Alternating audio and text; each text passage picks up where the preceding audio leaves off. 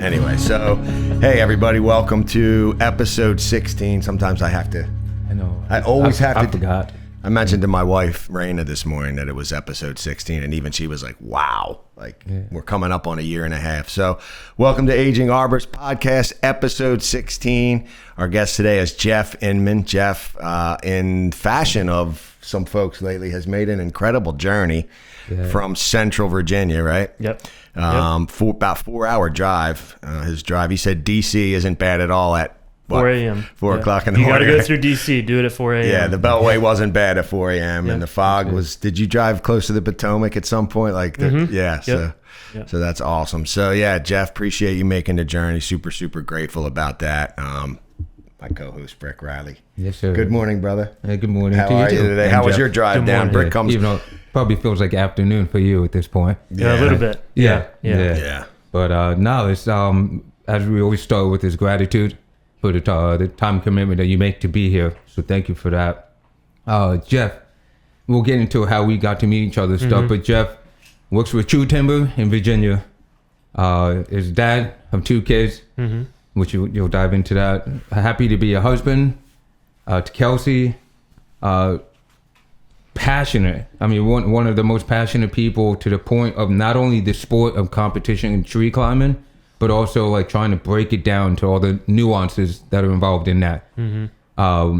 With that being said, he has a podcast that he runs, the Smooth Star podcast. So please go over there and check it out. And for me, most importantly, above all of that, is as a man, is always trying to learn and grow. And in that process, my belief is that when you meet other people, that's how you learn and grow the best.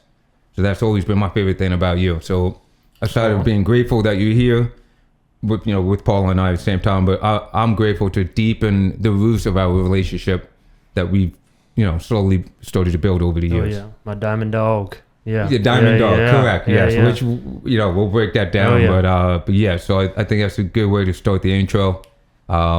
Because people listening to us, some people might know you and some people might not. Right?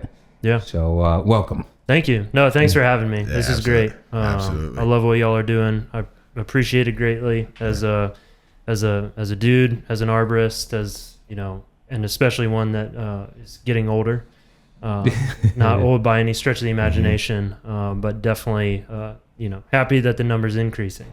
So, It beats the alternative. It does beat the alternative. Yeah. Do you mind me asking? I'm 39. Okay. Yep. Okay. All right. So you got when's that big turn of the calendar? I just turned 39. Okay. Beginning of August. All right. So there you go. got a full a year left. Last one. Yeah. Last one. Yeah. It's kind of weird. 40. I remember 40 for me being a little bit of a big one, and oddly enough, 50, which you would think would be huge, just wasn't. It was. 60. I'm still trying to recover. Yeah. I got the AARP sending me things in the mail. You know what I mean? Nice. I could. Yeah. Sweet. That's fun. Yeah. Yeah. So I'm a junior, so I have the same name as my dad. So when Dad first started getting AARP stuff, they would accidentally sometimes send it to my address, which my wife loves to make fun of. Of course. Often. I was like, "You old man getting AARP already?" That's great. So, Dad. I know, right? So, usually we do start with, a little intro, a little history, how you got in. But I want to immediately, just because you mentioned diamond dogs and the listeners are like, what in the world is that? So interesting. And I'll just give my perspective. So I don't even really know when you and I met. I know I saw you speak, I believe at Expo, and then kind of knowing who you are, following you on your social media, through the True Timber stuff and just, observing. And I'm always trying to learn and take in knowledge and information from people. And you can just tell when you resonate with someone on that frequency. Oh, yeah. Not just the growth mindset, but also just a lot of our core values and principles, I think, run parallel, which is awesome. But then coming to find that you two have a relationship, and I just, maybe the two of you can just walk me and the audience through, kind of the genesis of that, and then who is the other diamond dog, right? And how that came to pass, and how that interaction works, like actively, what you guys do for one another, and maybe the listeners can kind of say, hey, you know what, this may be a good idea for me to get some folks that I'm tuned in with. So what is Diamond Dogs, and how did that start? How did you guys meet, kind of thing? Yeah, well, I'll let you start because I'm the third one. Yeah, you're the guest. One. So that's what's funny. So I'm I guess I'm the young puppy of the three of us. So the third one is Evan Beck. Okay. So if anyone hasn't watched the show Ted Lasso, I highly encourage that you go watch that. Great show. Especially if you're a leader or a coach in any way, shape, or form. There's some great principles, great discussion, but it's also wicked funny. Yeah. But in that show, they have the Diamond Dogs, is where this comes from, of like a group of coaches, and they basically are accountable to one another. And like when they have a difficult conversation or a question to bring up, they do their little like Diamond Dog like call to get everybody into the office, and they run in and almost like it's like kind of like a gossipy, like gabby time. So that's not what this really is to an extent. So its origin, I've known Evan for a bit longer than I've known you, Brick. Yeah. Mm-hmm. But Evan Beck, he's a regional trainer for Davey on the utility sector. So he and I, at the time, had very similar jobs where there's a lot of travel and trying to figure out how to stay active and basically not get fat from being on the road all the time. And but then also having young families and trying to be a good husband, but then also prioritize our own health. So when I was preparing to go to Disney with my family, I reached out to Evan and I was like, hey, bud, like we got ITCC coming up. I need to have someone that I'm accountable to make sure while I'm at Disney, I don't just like gorge myself on food and don't that I'm staying active this whole time, because I'm not going to be able to climb. Kelsey is not going to be okay if I take my climbing gear down to Florida and then try to climb while we're at Disney. Connect with somebody out there. Yeah. Any rec climbs going on? Yeah. So that's kind of how it started. Is we created this Apple Note where every day we would just log, and still to this day we log what we do each day in terms of exercise, and it was great. I mean, I would love to say that was super helpful come ITCC. It didn't really, I mean, it was better than not having it. Like it wasn't my best performance that year, but it was still, it sparked this other benefit to it of not only staying, active, but also just knowing that you've got somebody else in your corner that, and especially as a competitive individual, my goal every day is to try to be the first one that posts our workout for the day. I think you might have that. Yeah. Just so we're clear on that. Yeah. Yeah. All right. Yeah. So it wasn't long after we started it, because it was the expo shortly after. Like there was ITCC in Savannah, and then we had expo, and that's when Evan was like, we got to have Brick on. Like see if Brick wants to be. He's like, do you think it'd be like Brick might be into it? And I was like, I would love it if Brick joined in on this. Like, yeah. Yeah. That's and then that's why I said I'm the third one. I got So you. it's between them, which is awesome. So from my end of perspective of it is what you said about the Ted Lasso, Diamond Dogs. Mm-hmm. It's fitting. It's perfect for it. The which should be a conversation for everybody, but the accountability part is something that should be a necessity for everybody, in my opinion. And I think we know that, but when you actually do it on a deeper level, it does affect your daily life in a certain way. Me, I haven't been I haven't been as consistently active as I would like to be. I'm still doing all the stuff. Oh yeah. But it's just crazy. But in the back of my head, I'm going, oh man, Jeff and Evan, they know what's up. They know what's up. You know what I mean? Like there's like I don't want to let you guys down feeling to the whole thing. Yeah. And I think that kind of just makes you a little bit sharper Yeah. You know, as you know, a husband, as a dad, as a competitor, as a coworker, as an owner, as a worker, employee. There's always you're gonna get a benefit from it, Right. like you were saying before. So definitely, thank you for inviting me onto it. Number one. Yeah. Thank you. Yeah, and yeah. So that, I mean, that's kind of the whole thing of the Diamond Dogs. Cool. Is just a really cool accountability group, and I'm looking forward to it still. So. And then even like how it's kind of expanded in a way is like if any of the three of us like run into like an obstacle or we're struggling with something, there have been multiple times we've hopped on like a three-way FaceTime call to be like, hey, like I'm struggling with this thing with work, or like I've got this thing in my marriage I'm struggling with, of like how, you know, trying to be a good dad, trying to be a good husband, trying to be a, you know, good son, whatever it is. Like it's not that's where it's morphed into this other thing that is it's really cool, because how it started was in a very kind of selfish way of just like I want to stay fit, and it's like I like to gamify things. Like if it's a game, then there's the potential that I can win. So if I can try to win, then I want to try to win. Because otherwise I get really bored and get really easily distracted. It's good to have a goal. It is. I think it's super important to have goals. But then it has morphed into this other thing of where I've got my main guys, my main dudes, to, if I'm running into something, I know I don't have to think about it twice of like, fellas, I need to chat about something. And I expect that from them as well, of like, if they're running into a hardship and it's like, all right, well, let's be a sounding board to one another. And not even just a sounding board, but more of like the amount of times y'all have told me something that wasn't necessarily what I wanted to hear, but it's what I needed to hear, which is an important thing as well. Of it's really easy to have people not challenge you on topics, to just be like, oh, you're doing great, you know, you just keep fighting the good fight, and you know, we're praying for you. And what you need is sometimes stop being a tool, or like a sissy, exactly. or like, hey, you're wrong on this one, you know. I remember you specifically being like, well, Jeff,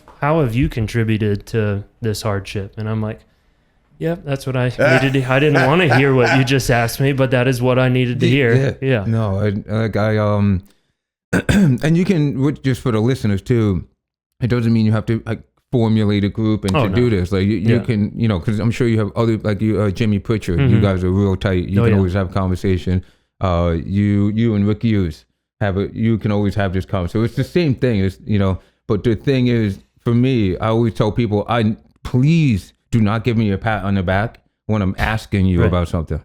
That drives me nuts, because it's like I wouldn't be asking you or trying to involve you in a conversation for the pat on the back. But a lot of people want that to kind of, I don't want to say continue, but they kind of like don't want to really face it. So they talk to people that will be like, no, you'll be okay. And we'll, you know, it's like, no, I don't want to be okay. I want to figure it out now. I want to see what is that? What is it? What am I not seeing? And that's what, to your point, that's what I've loved that came out of this, is, you know, and like, I'll even tell the listeners, just to make it more connective, is obviously some of you guys know that when my wife had breast cancer, 2.5-year journey, absolutely miserable. Then coming out of it and being like, okay, cool, we got the clear from the doctor, and then unknowingly I was suffering mentally to the point where one of my kids got sick. My wife didn't have any more sick time to take off work, so I had to take off, and I didn't think it was a big deal, but then I fell into fair enough to say, a depression state, and I was really bitter, angry, and mad, like not happy at all. But they didn't do it. It's not, and then I had to really think about it. I'm like, and then I end up talking to these two guys and be like, yo, I think this is what it is. I don't know what's going on, but like this, you know, what do you think? And then you guys 100%. And it wasn't like you had the answers, so to speak, but you had the concept of like, yeah, man, like that makes sense. This is what has to happen, and we're here for you to get through the process, but don't feel that you're alone. Right.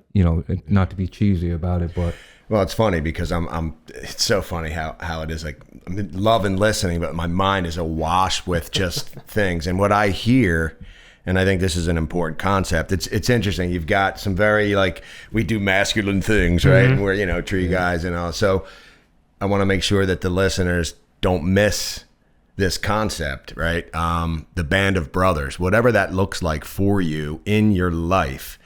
It's really a necessary component. And the three of us, there's going to be a lot of guys, right, that listen, that maybe aren't married, and that's cool. But those that are, there are certain things we can hash out with our wives, that we just dialogue with. And there are certain things that, not that we shouldn't, but maybe there are things that are decidedly male. I mean, not just, we have a lot of female listeners, and obviously Athena was on, and we want to have other females on, but I think we all agree that we're just wired differently. And so that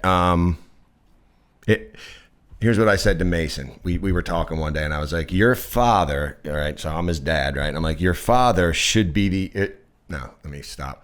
Your father is probably one of the only men in your life that will want you to do better than him. I love that saying. Exactly. Okay. Yeah, right. So we've heard that, right? Well, if you have the right brothers around you, not saying even that they want you to do better, right? But they're rooting for you, and they're willing to come alongside and support in endeavors and work through difficulty. And, life can be very difficult, and there's just certain things that I don't necessarily, and I admittedly complain more than I really wish I would. It's something I want to continue to get better at not doing, but specifically to my wife. Oh yeah. I don't mind hashing things out, strategizing, coming home saying I had a bad day, engaging in that way. But I don't think it's healthy for her, for our relationship, for me to come home and just dump all this daily. Agreed. But if I can call a brother and just be like, dude. And the thing is, in this realm, it's a very unique, I think the blue collar trades in general, where you're using mind and body, it wears on you on multiple fronts. You're fighting that battle on multiple fronts. So the band of brothers, it could be one guy, could be a couple guys like y'all have. Just being willing to kind of pick up the phone and just, right. And I also, just to kind of wrap that concept, because I think this is vital too. Sometimes we have an issue. Maybe we're fighting with our spouse, or we have an issue at work. There's a relational problem. And what we do is we subconsciously call, because maybe somewhere in our psyche, in our ego, we want to be right, or we want to be told, that it's not that it's okay, but it's we want permission to kind of continue down this path of self-indulgence or pity or whatever. So in these relationships, being a truth teller is vital. And I love that you guys are on that. To me, that is, I don't want to be surrounded by yes men or people for that matter. I want someone that's gonna, when necessary, tell me to pull up my bootstraps and kind of get on with it. I love what you said to you in that instance, because it's like, what role did you play? And you're like, oh wait, that's right, I am half the problem. Exactly. Well, we're called to live in community. We're not called to live in isolation. So it's even like my wife Kelsey has a version of this, like, with a wonderful woman from our church that is, does a very similar thing with Kelsey. Like, and to be honest, like, it's not like we have in our life been so mobile over the years that since moving to Richmond 6 years ago and actually having the ability to plant roots a little bit more, like when we created the Diamond Dogs, it had Kelsey also being like, well, okay, well, where are my, where are my people? Like how, because it's the same thing of Kelsey's an emergency room nurse. She works nights, so that way we don't have to have daycare. So like she makes a tremendous sacrifice for our family, to chase her passions as well, to be the superhero that she is to to just help all these people that are in their worst way. But she needs to not talk to just me about stuff. Absolutely, as husband and wife, we need to collaborate on things. Like having 2 little kids, we got to be unified on how to like raise them and do all that stuff. But she needs to have another woman to just be like, to do the very same thing that I get from Brick and Evan, she gets from her people as well, to just so we don't live in this kind of like echo chamber of our own selfish thoughts. That's great. I love well that. said. Yeah, that's really Well said. Yeah. great summary. Mm-hmm. Probably a great spot. So I don't, really know you that well in terms of, I do love the origin stories, and hopefully the audience doesn't get tired of hearing them, because we all kind of have this unique. So if you wouldn't mind, maybe fast forward. That's a beautiful thing about podcasts. Exactly, like, right? here we go again. Just scroll by. Yeah, exactly. Yeah. But it's funny, even in the movies, like it's like, I love that. How did this person become? When I think about Rocky, it's all that training stuff. Oh yeah. And, all the Marvel movies. It's like, where did you come from? You know, the first one to me is always the best. So if you wouldn't mind, just walk me through, or walk the audience through just that timeline of, what you were doing prior to tree work, your first exposure, and like when and how that spark came. What, interestingly enough, and we've talked to several guests about this, a lot of times it wasn't an immediate. It was like, okay, this is what I'm doing. I kind of like this. And this sort of passion grew out of it. So I'm curious to hear your sort of origin story. I have one little thing I want to what he said, but just add your parents, your siblings, the start of that. Oh yeah, no, that's where it starts. Yeah, because you just remember we were talking about the surfing, and you just mentioned that, and I'm like, I didn't know that. So if you start with just kind of how that goes, and that, I think it'd be really cool for the people. Yeah. Well, like I said a minute ago, I'm a junior, so I'm the firstborn of 3 boys. So as I've gotten older, I've learned how that birth order thing plays out, like in a real way. My the entire way I tend to approach life is from, I don't know, just this dutiful like put your head down and just work hard. But so being named after my dad is a legend of an athlete. He, especially in the town that I grew up in, Southeast Virginia, everyone knows Jeff Inman back home, Jeff Inman Sr., because he was like big time athlete, like, multi-sport athlete, went on to play college, like D1 basketball at James Madison University. So just, had a lot of it's definitely my dad, and then my mom, Cindy, my like drive in general comes from both of them, but in different ways. Like my athletic drive comes from my dad. Like he had a key to his high school gym, because every day, like he would just be in there shooting free throws. Like, and all those stories you hear of, like, Larry Bird, Steph Curry, they're dribbling down the court to find the dead spots on the court. Like that's what my dad did. He just didn't get to that level. So it's like hearing those stories growing up, and then having that same name. Now there's a bit of a darker side that comes with that, of like, okay, well now I felt this like almost necessity to live up to that example. And it's been a thing that I've had to reconcile with over the years, of like, it's nobody's fault. It's in a lot of ways, it's my own ego and my own pressure that I put on it. But it's like, it's Jeff Inman Jr. It's not Jeff Inman Sr. Right. And especially because I'm an athletic guy, but I always joke that the athletic genes for traditional sports skipped over me and went to my 2 younger brothers. Like my middle brother played D3 baseball.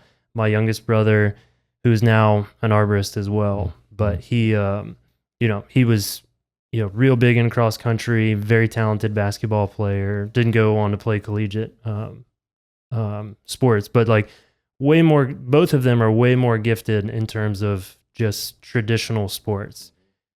My mom, her family's from West Virginia. So her dad, my grandfather, was a big time woodworker. So we learned like trees from the inside out. Like he was constantly like, we'd go up to West Virginia to really any chance we got, and would go, ride around in the hollers of West Virginia to just like look for weird pieces of wood. And I learned all the different dialects of West Virginia English. It's that's another episode. Oh, it's it was its own That's like cool, mouthful of marbles type thing where my grandfather knew exactly what they're saying, and I'm just like, I could be in a different country right now. I have no idea what you're saying. So anyway, like being in his wood shop, like seeing how he would take something that we would now just like cut into firewood rounds and then process through a wood splitter or something to just go burn. He could see like, okay, the grain of that piece of wood probably is pretty neat. And he could turn just a block of wood into some beautiful bowl or plate or cabinet or something. Like he was just a very creative, hardworking guy. And that's where we fell in love with like kind of more sportsman, like fishing, hunting, just going and being in the mountains. And it's funny to think about raising children now compared to like how we grew up. And I feel like every generation says this to some degree. But like, we would go to our grandparents' house in West Virginia, grab, like a shotgun and a rifle and just walk up into the mountains and just shoot small game. And there were no cell phones. Like we eventually got to a point where we had two-way radios to where we could talk to the house. But we're just up on this hillside, me and my brothers with guns, and it was great. I love it. Like it's what I want to do with our kids as well. So growing up in that, being around highly athletic, and like we all grew up playing sports, and you're talking about the surfing, like we basically grew up at the beach, so lots of time in the ocean, we're just very active, very busy. It's also why I am the way that I am. If I struggle to sit still, because I've not known sitting still for 39 years. We're always on the move, always active. But always did try to make a point of like coming together. I mean, similar to what James talked about when he was on the podcast, of trying to come back and eat dinner together as much as possible. So fast forward into high school, I knew I wanted to work with my hands, but I didn't fully know what that meant. So I took auto shop in high school and then went into the Chrysler automotive program. So that meant for 4 weeks I would be in like class, like auto shop class, and then work, the other 2 days at a dealership. And then for 4 weeks I'd be full time in the dealership. But the entire time I'm taking night classes, like normal math, science, like all this stuff to just get credits to get my associate's degree. And then realized like, okay, while I love working on cars and I've always loved taking things apart and putting things back together, I don't want to do this full time. Like I'm looking around in the shop and I'm just seeing like, I was nowhere near as fit then as I am now. So this is like 18, 19, 20 years old. Like you can go find it on my Instagram page of me looking like a bit of a Marshmallow Puff version of myself. I'm definitely in a far better shape now than I was 20 years ago. But I'm also seeing that with these other guys in the shop of like, they're calling me to crawl underneath the car because they're too big to fit in the car. And I'm like, that's the life I'm headed towards. Like kudos to you for making that observation. Really, instead of just falling into it. Yeah. I'm like I'm kind of outside, but I'm really inside. Like the bay doors go up and you can see outside, but you're inside, which is nice when it's raining. But it's when it's the dead of summer and the AC doesn't really work, it's actually hotter in the shop than it is outside the shop. And and it's just like, it's not that like alcohol and drugs is like not prevalent in different places than it is anywhere else, but it's like I saw that like living out. It's the Lord was showing me even then of like, this is potentially your future if you stay in it. So I remember going and talking to my dad, being like, Dad, I don't want to do this anymore. Like, I'm going to finish it because I'm like, it's just, again, that firstborn dutiful, like when I start something, I need to finish it. You know, even if I don't like it, just I'm determined to finish the thing that I started. He's like, okay, so what are you going to do? And I was like, I don't know. I really don't know. But like Virginia Tech, which is in Southwest Virginia in the mountains of Virginia, I would work scout camp during the summers, and I knew Virginia Tech had this really great natural resources program. So I was like, Dad, I think that's what I want to do, is like go and pursue maybe being a park ranger or working for the Forest Service. And he was like, there was no money in that. Like, how are you going to provide for your family? How are you going to like grow a family? How are you going to make a career? Because again, like this whole concept of blue collar work, like my dad was in international logistics. So import, export, like selling space on cargo ships. And it was, he traveled a bunch, and he provided for our family. And, I have loads of gratitude for the sacrifices he made, the sacrifices that my mom made for us. So that way my brothers and I could grow up with the life we did. My brothers and I joke about it being like Mayberry or that movie Pleasantville in a lot of ways. We feel kind of like shielded from a lot of stuff until we became adults. And they were like, oh, wow, like, there's a lot of brokenness around. Like mom and dad really like bent over backwards to really try to protect us from a lot of this. But I mean, it's still like when we were having that conversation around, like, I was like, Dad, I need to be outside. And I also like, I'm asking you to trust me that this is, I feel like this is the thing I need to go do. And he did, and mom did. Like they trusted me to make that decision. Now it still meant like a bunch of student loans and having to figure out how to like, I still had a bunch, like I worked the entire time I was in college, just odd and end jobs. But my last semester, I took a course on urban forestry, and one of our labs was around arboriculture and like climbing trees. And another one was going down to Bartlett's research lab. And so I learned, poetically enough, that my very last semester in school, before I'm set to graduate, there's this whole industry around caring for trees and climbing trees. And up to this point, I'd been an avid rock climber. Oh, wow. Cool. Like really heavy into rock climbing, especially like when I moved into Southwest Virginia. The cool thing about the major was that I could make it be whatever I wanted it to be. Like there was a lot of flexibility with the classes. So I essentially engineered my school week to be classes Tuesday, Wednesday, Thursday, so I could go into West Virginia and rock climb Friday, Saturday, Sunday, Monday, and come back. And then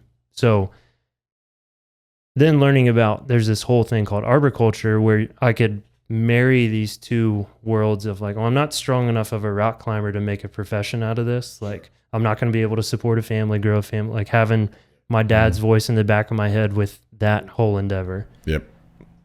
But I love trees, and I have learned even more about trees than I ever thought I would. I was like, oh, well, there's this career that I can just do that. And then one of my best buds in college, he graduated the year before I did, came back for a football game. He had gone to work for Bartlett in Annapolis. And he brought his tree climbing stuff back to campus one day because he played rugby at Tech. I'd taken him rock climbing a few times and was just like, yeah, you with all your big muscles and me with like nothing. Like, look at how much better I am at this than you are. And then he's like, watch how much more I can bench press. Like, how about like I just bench press you? And I'm like, all right, well, yeah, you could beat me up, but you can't catch me. Yeah. Yeah, there you go. Yes, that's the right mindset. Right. Catch me. Yeah, exactly. That's great. But like he brought his kit back to Tech. And we went to the president of Virginia Tech's front yard because it's on campus, and there's this massive it's not probably that big of a black oak, but it felt like this ginormous, like 200-foot tall tree. Probably was only like 75 feet. Yeah. But he's like, meet me over here. There's a cool tree that we can get in. I show up. It took us forever to set a throw line, but we finally get a throw line set. He pulls 16 strand rope up, and I pull out my rock climbing harness. Like, I brought my whole rock climbing kit over thinking like, oh yeah, we'll both get up there. He's like, no, you're not climbing in that. Yeah. Puts me in his little Buckingham harness and then ties a Blake stitch for me. And it's probably like 60 to 70 foot, just straight air, nothing to wrap my feet around. Just hip thrust, Blake stitch all the way up to the top. And I was really fit at the time just from all the rock climbing. So I like got up there and he was like, holy cow, dude. Like, I've never seen somebody get up there like that. And then I like he's like, okay, we'll walk out a limb. And it's again, like in my memory, it was like, oh, it had to have been like a 60-foot limb. Yeah. It probably was only like a 10-foot walk. If it was even that great. much. Yeah. But I was just like, this is amazing. Wow. Like, this is okay. Hook, line, and sinker. This is what I want to do. Nice. After college, I went to work for the Scouts one more time for the summer, and that's where I met my now wife, Kelsey. Oh, cool. Okay. That's awesome. We were doing a national camp school for rock climbing certification down in Pilot Mountain in North Carolina, and I vividly remember the first time I saw her. I can replay that in my head. She does not share that same memory of the first time we met. That's if great. you ask her, she's like, yeah, Jeff was this arrogant, like, just knew more than everybody about rock climbing type thing. And I'm like, I don't remember being that way, but that's the impression I made on you. And here we are, Exactly. 15 years later, still together. So I guess I wasn't that bad, but there's definitely been a lot of growth. No doubt. That's come from that. That's I love awesome. it. Yeah. So yeah, I mean, we wouldn't like moved up to Northern Virginia and started working for Bartlett and discovered I don't like big cities. So we lived up there for about a year and then transferred to a much smaller office in the mountains of Virginia. I spent, I think, 5 years at Bartlett.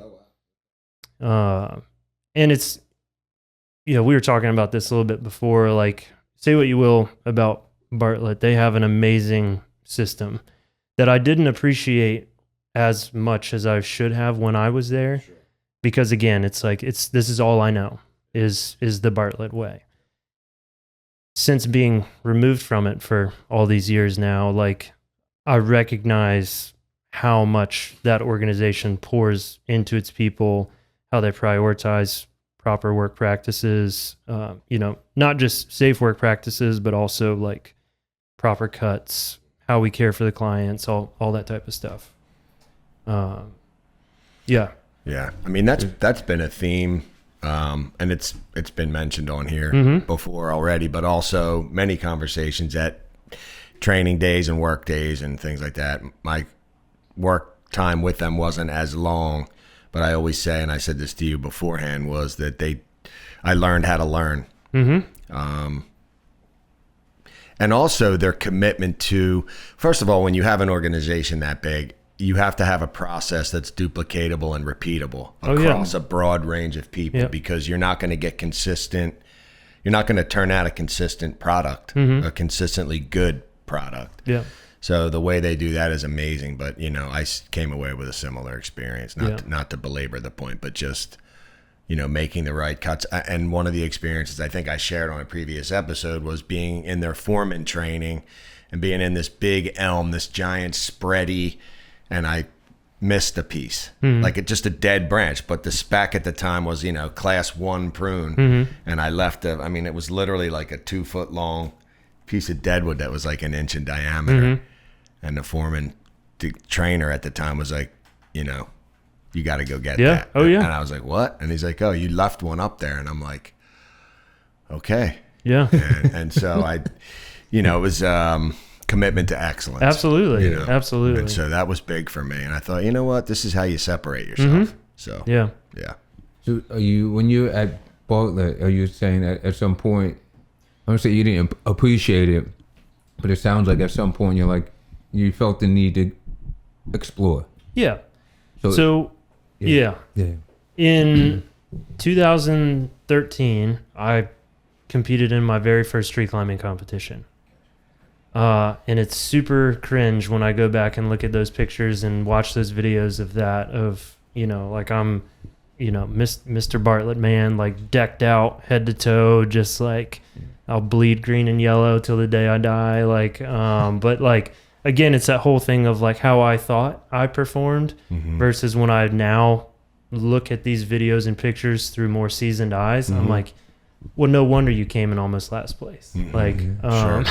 like Experience is the best teacher. Oh, yeah. Man. It just is. it's, I am, Kelsey and I, firmly believe we're masochists. Like we learn best by going through a lot of suffering and punishment.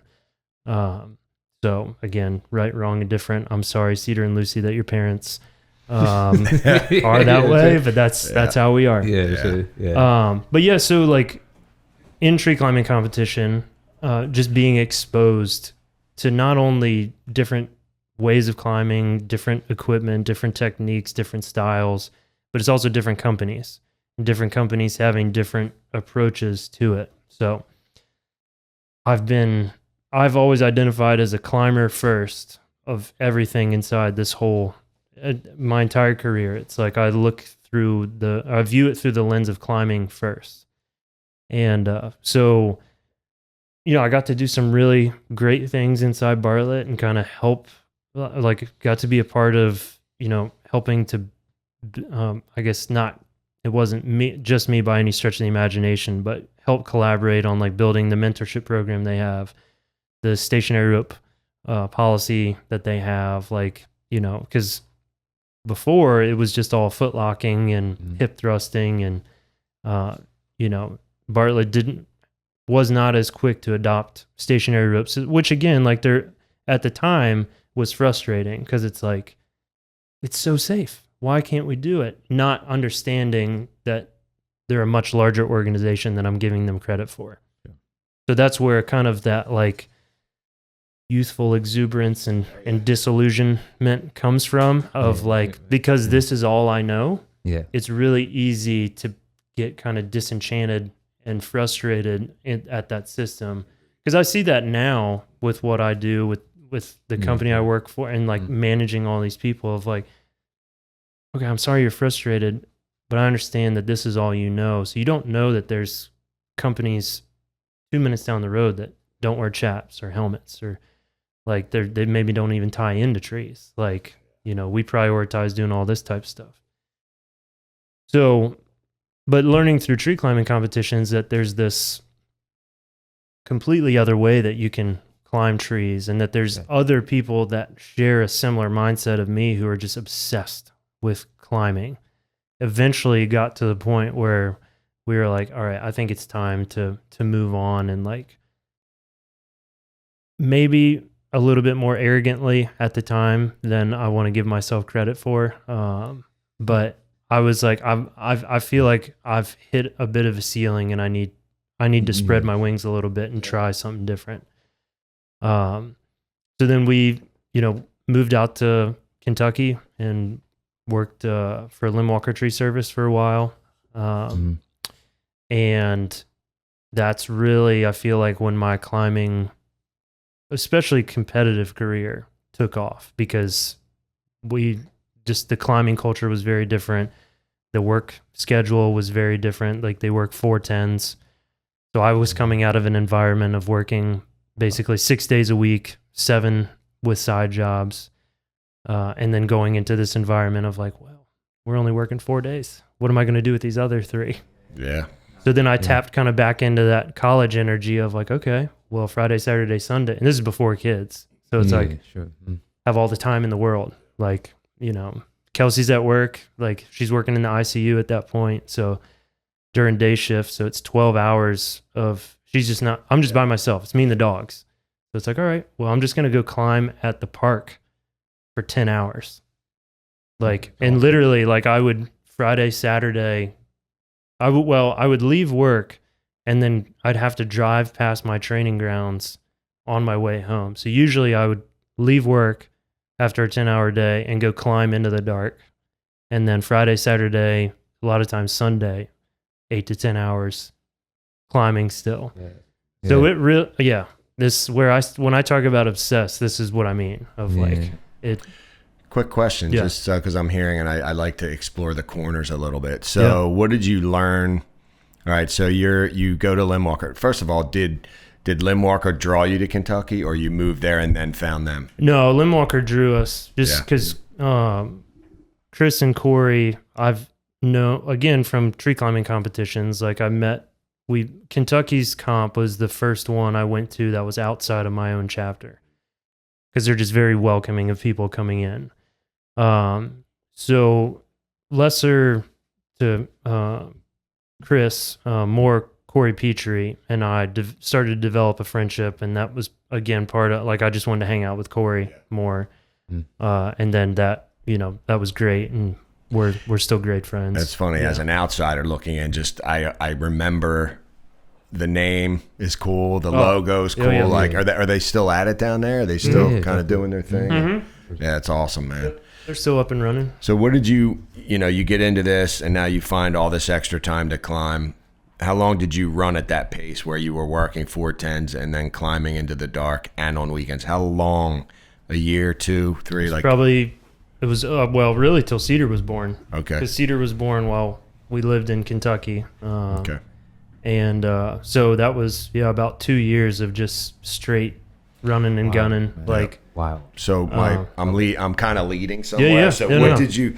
I guess a couple of things. What did you learn? Because we do things and then we do things obsessively. Mm-hmm. I'm just curious what you learned about yourself and your body, yourself and your craft. Like explore for us and the listeners. Entering that phase and grinding that hard. Mm-hmm. What did you come away with? You can definitely overtrain. I definitely noticed that, and to a degree, it's part of where my aversion to 11 millimeter rope comes from, because I noticed from that just amount of climbing, and at the time, it was in this realm of like we got to be climbing on the smallest, most static rope we possibly could. So I'm just doing all these reps and noticing that stationary rope is supposed to be kinder on my joints, but I feel this level of pain. And this is, 9 years ago or something like that. So I'm right around 30. Yeah. It's like I shouldn't have elbow, wrist type pain because I don't want hand chainsaws. I've prioritized work positioning over everything, all that's solid. And it's just it's the amount of climbing I'm doing certainly isn't helping this, but also the dynamics of how this energy gets dissipated. The tree is going to absorb some of that, but whatever the tree doesn't absorb, then it's going in the next logical thing. It's going to go into the rope. So then if we're using these very low elongation, just highly fibrous ropes, it's not going to take much of that energy. So then the next logical place is my body. That's going to absorb a lot of this energy dissipation. So as I'm trying to, if I take a big swing and stop suddenly, my body's going to feel it more than the rope will, more than the tree will. If I'm constantly doing long limb walks and I'm trying to grab a small diameter rope, even though I don't have hands like Bert Kuhn. Sure. You mean paws. Yeah. Exactly. Yeah. It's still it's just from that kind of over gripping on a small thing, and there's been some talks at Expo around that of just biomechanics and all that kind of stuff. I just started to kind of notice that stuff real time of okay, maybe a larger diameter rope that has a little bit more elongation actually is better for my body. That was one of the things that stood out. The other is you just can't beat time in harness. I progressed in my own climbing, I feel years and years beyond what I would have at my time in the industry, just because of just pure time in the harness of getting the top of a tree first like practice and throw line to get something set quickly, then like getting the top of the tree. And like, I mean, I still to this day have different trees around town that I will use to practice specific movements. Nice. To where it's like, okay, today I want to practice like controlled swinging, leading with my left shoulder. I'm going to go to this tree because I know I can replicate that a bunch of times. Or like over here, I want to practice like more conscientious footwork. I had that same thing. This is where a lot of this was kind of fleshed out of like practicing intentional movements in trees, and then how that translated into work was just like, work is easy now. Yeah. Like the fitness is up, but then also like there's not a single move in this tree that I don't feel like I can't make. Like the confidence being high and all that type of stuff. Let me just quick interjection for the listeners. That's exactly why doing competitions is massively beneficial. If anything, you get to go back to work and you have a lot of new tools and things to work on, but your work becomes, quote, air quotes, easier. Yeah. So I just want to throw that in because, because you just said it. Yeah. Work's easy now. Yeah. So. Well, because that's also like the stigma that I was trying to consciously fight as well, is like this whole bell ringer concept. Oh, sure. Of just like, oh, you're a competition guy, you're just a bell ringer. You don't know how to do production tree work. Yep. And again, this is where as I get older, I see more and more of that like arrogance that Kelsey spoke of early on, because I was like, oh no, like I'm not just a bell ringer. Like let me get out on the job site and show you how I can work. Like let me show how I'm pretty good at chasing bells. I'm really good at making sawdust fly too. There we go. Yeah. And I think a lot of times the folks that say that are the ones who've never competed, right? It's easy in other words, like, and because I've seen that and I've heard that, and you see it online. And what I have found as an older man is that a lot of criticism, and we know this, comes from their own insecurity, right? So they're insecure about, well, this person is so good at this. If I put them in this category, but I keep this realm for myself, suddenly I'm the elevated takedown guy, and you're just, you know, the bell ringer, as it were. But conversely, that's my own insecurity reflecting back on them, though, is like they're meeting, it's that matching of energy in a way of like my own insecurity around my own reputation and name, which again just is the necessity for Christ and the brokenness of me, is just like, that's my own ego getting in the way. Sure. Of that, I mean, I still battle. I've likely will always battle that. I agree. That aspect. Well, the world is tends to be a mirror, right? It reflects back. We see the things in the mirror that we kind of grapple with to some degree. Oh yeah. I had a question from my co-host. Yeah. So I'm listening to Jeff talk about this obsession about, I'm doing these hours and I'm working on this particular move, a left shoulder entry and this and that. Do you carry that level of obsession in your training? 100%. Okay. Yeah, no. Okay. I admittedly never got to the level you got at, because I personally love how you have the you went to school, you schedule the classes around having time off to go rock climbing, and I believe it's called being a climbing bum. Yep. Right? Yeah, dirtbag climber. There you go. Yeah. Yes, and you get to go off, do your thing, and then return to civilization after 3 or 4 days. But you carry that right over to the trees. So admittedly, I didn't to the depth that this man did it. Yep. No, but I'm right on his coattails, 100%. And I feel like I want to articulate a little bit more, which I think you can agree with, is it's not a question of we're doing it. I mean, there's a little bit of selfishness in it. But I personally, when I'm doing it, there's so much discovery of my own self, limitations, and for me, it's always like I always feel like I'm always connecting closer to God in that process more than I am in any other time of the day or year or anything. How so? It's in those pursuits of my limitations. Okay. How though? Because in that process, I can't do it by myself. That's what, and anytime I get that feeling, that's when I'm like, I'm in the right place. Anytime I feel full, I'm like, yeah, I can do everything. I'm disconnected. That's always my feeling.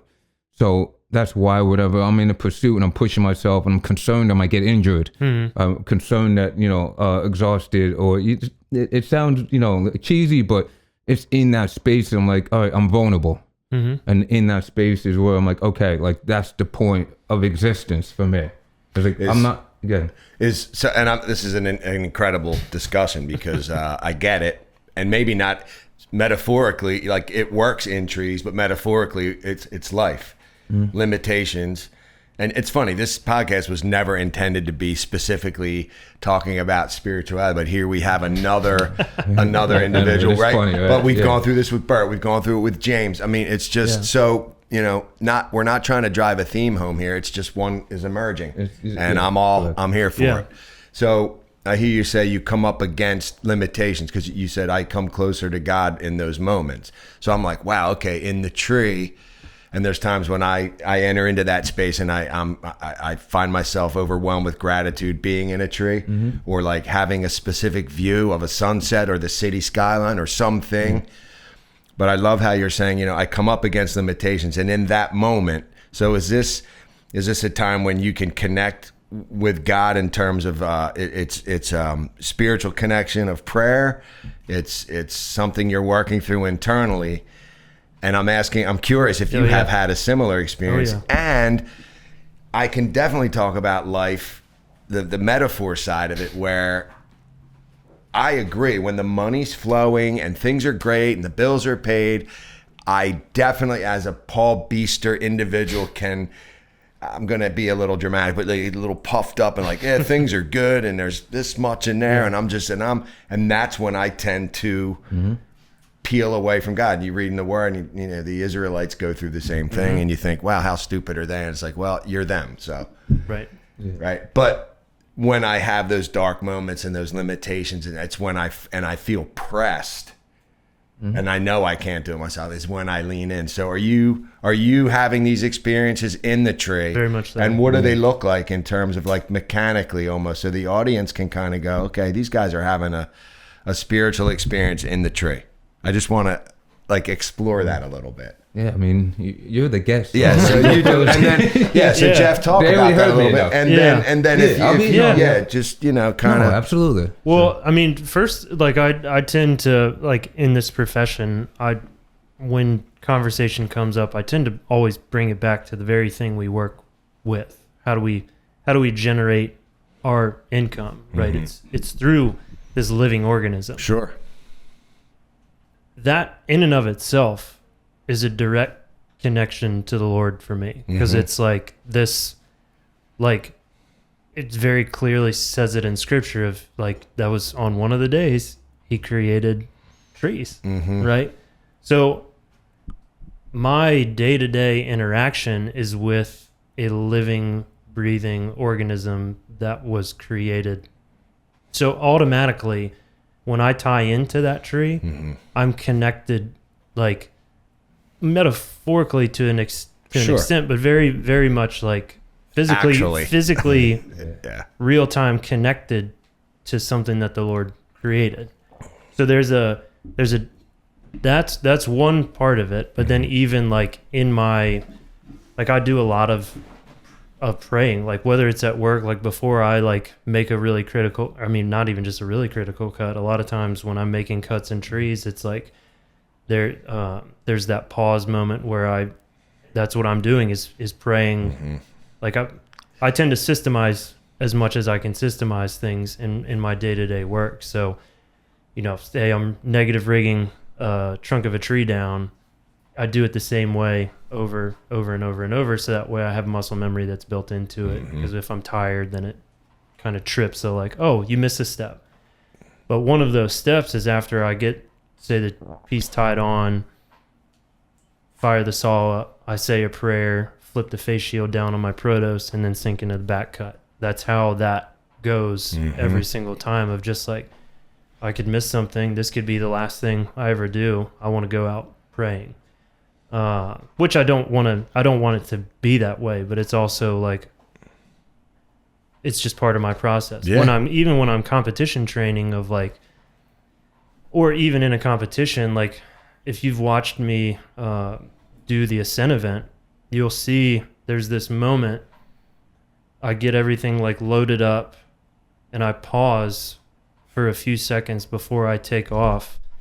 And what I'm doing in that is I have this same prayer that I recite before I leave the ground. It's help me be smooth and fast and efficient, but also strong and glorify you in the process of this act. And it's this simple thing of just running up a rope or swinging through a tree. Like, it could be very easily, I guess, dismissed as this kind of insignificant thing, but it's also like, this is what I like firmly believe I'm called to do, is be in this industry. And Sure. There's just too many things that have happened along my career that have been like, there's no way God's not a part of this. So to like push back against that again, for me personally, it's like, no. Yeah. Like I'm all in on this concept. I'm That's constantly throughout the day expressing gratitude to God That's great. of He's provided this thing that I get to be super passionate about, to glorify and honor Him through, whilst interacting with these organisms that He also created. It's just this like, it's just so cool. It's so Like, cool. Yeah, I think it's about, so cool. in Psalms and the Selah, that pause. Yep. You're saying yeah. that. I'm like, that's your Selah moment right there. It's like, do it all, and David's writing, it's like, boop, boop, boop, boop, boop, pause, acknowledge, breathe, That's pretty cool. Yeah. Yeah. Yeah. That's awesome. You kind of, because you may very, even very have a different process or same for you. No, very similar. Obviously you're at elite level, right? So you can understand. We could both be in the same, like, let's just go two different trees, right? But same like crazy content. We do the same thing, everything. But there's a part I can't hear. Right. So if something goes wrong, I'm on my own. There's no, so there's always that level of like, Right. I surrender. Like, and that's huge. That's what it is for me. It's more, it's that, but it's also like, I've done everything I could do. I try to do right by my wife, right by my kids, right by everything. So it's like, this is what it is. And it's crazy. It might be for the listeners. It's not like you said, that's not the point. Meaning, like, we're not trying to be like this crazy tree killer cowboy. No. Just see what happens kind of thing. That's not what we're talking about. But it's still the idea of being like, this is the point. Like, what is the point of, and I know it gets deep, but what is the point of the existence? And that's to become your true self, but the best version of yourself. How do you become the best version of yourself? Is pushing through those limitations. If you're comfortable, like you said, everything's good, usually you're disconnected. If things are good, you can still find a way to be connected, but usually it means you have to do something. What it is, you could go to a soup kitchen and then help the homeless people. Like, you're still doing something. You know what I mean? So it's not that you have to be in a bad place to have that happen, which goes back to the trees. Right. We're not in a bad place. We're super efficient. We're safe. We have a process that we go through, 1 through 10, whatever it is, and then we do a thing. So everything's very similar in that perspective, but I just me with the hearing, it's gone. So I'm always like, I'm with you. Right. I'm by myself. There is nobody else in this process right now. It can't happen even if things go south. And that makes it very real for me. That makes it really real. Like, I'll how we're like, and I'm not, this is like, it's not a rub. Yeah. And I suffice it to say, I don't understand the non-hearing part of it, because I just, you can try. I don't live it. I don't live it. I sympathize, but I'm no less dependent. Yes. Okay. Right. I'm no less dependent because I can hear. And also, you admitted weeks and weeks and weeks ago that you're not really fearful up there. Yeah. No, definitely not. I am. Yes. So I would almost say that. Oh, I see what you're I'm saying. almost replacing that. Like, I have gotcha. something that you're not contending with, and you have something that I'm not contending with. Correct. Yeah. So I have an innate, I call it reverential fear, because I'm not like, oh my God, like, I'm not scared out of my mind, but there's this reverence that I have for what can happen. Oh yeah. And so I'm contending with this, I don't have this free and easy kind of, especially in my role now as not being out every day. When I'm pointing the spear and I'm and all that muscle memory's in, and it now takes me a minute. I have to get up, get situated, and it might take me 30 to 45 minutes because I'm like, okay, all right. You know, I'm double checking everything, and I'm like, okay, now I can kind of flow and move a little bit. Yeah. Just, I love it. Fair? Fair. Listen, I'm going to tell you up front that is a legitimate, I don't want to say comparison, but crossover, because it's kind of like when people go through bad things, like you're going through a bad thing, that is the worst thing that's happening to you. Correct. My thing might not be as bad as yours, but it is the worst thing I'm going through. So it's a very similar situation. And with that being said, you're still in that place where you can ignore it or embrace it. And those are the two different options at that moment before the cut. You know, before you whatever it is, there's always those two options. So I'm with you on that. Cool. Well, and it's also like, how, like, have you had an injury or a near miss ever on a job site? Right? Yeah. Have you? Yeah, of course. Yeah. So this is the other part of it, of like, we can be as dialed as technicians as we possibly could be. We can have all the certifications. We can know all the right things, like, and things can still happen. That's why they're called accidents. Now, most accidents, I would argue, are 100% preventable. And usually it's a human error aspect that goes into accidents and injuries and typically it's rushing and complacency. But because there's so many things that like vie for our attention on a job site, that's the other, like, I mean, Tobias, how do you say Tobias' last name? Wigan? Wigan? Yeah.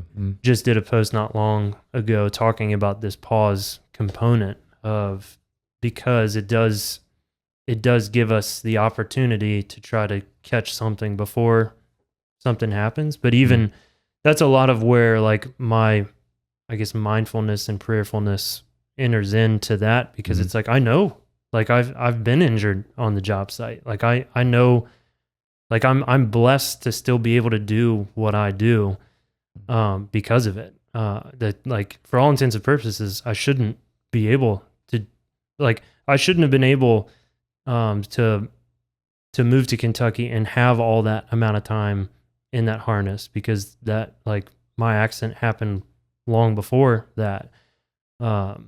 So the sheer, like, it's even my way of saying thank you to the Lord and how much I do climb and how much joy I gain from climbing, is because I shouldn't be climbing. Like, I shouldn't be climbing. And even being able to do it at the level in which I do it is just all the cooler to me. Like, it fills me with even more gratitude of, like, man, it's so amazing that I still get to do this. I love it. I'm gonna hold that thought, but I want to add something, because you said something that I just had a deep conversation with my crew at the municipality. I was telling them about how every year the numbers are pretty accurate as far as struck by falls and stuff like that, which is crazy, because technically, as we're getting better every year, the numbers should be getting less. Right? We would hope. Logically. Theoretically, right? Yeah. So I was just explaining to him, like, for me, my personal belief is that the flow state, once that's disrupted, is where the problems come in. The flow state also requires the pause, because it's the same idea as if you're in a river or, you know, an ocean, you're trying to like, there's a tide, it's flowing in your way. You don't have to paddle as hard. But if you're paddling harder, you're working against what's happening. That makes sense. It doesn't work in your favor. So it's kind of, hurry up, get the job done, hurry up. And it's like, well, now you're out of the flow state. You're ahead of it. You're not in the flow state. So the pause is part of the flow state. Sometimes the flow state will take you to the next logical step. You need to trust that, which is the pause. Hey, everything lined up? Yeah, you good? Yeah, that's the pause. That's the prayer is the pause. The enjoying the view is the pause. You know, we could just go on, but the idea is that the flow state, the pause is a part of it. Right.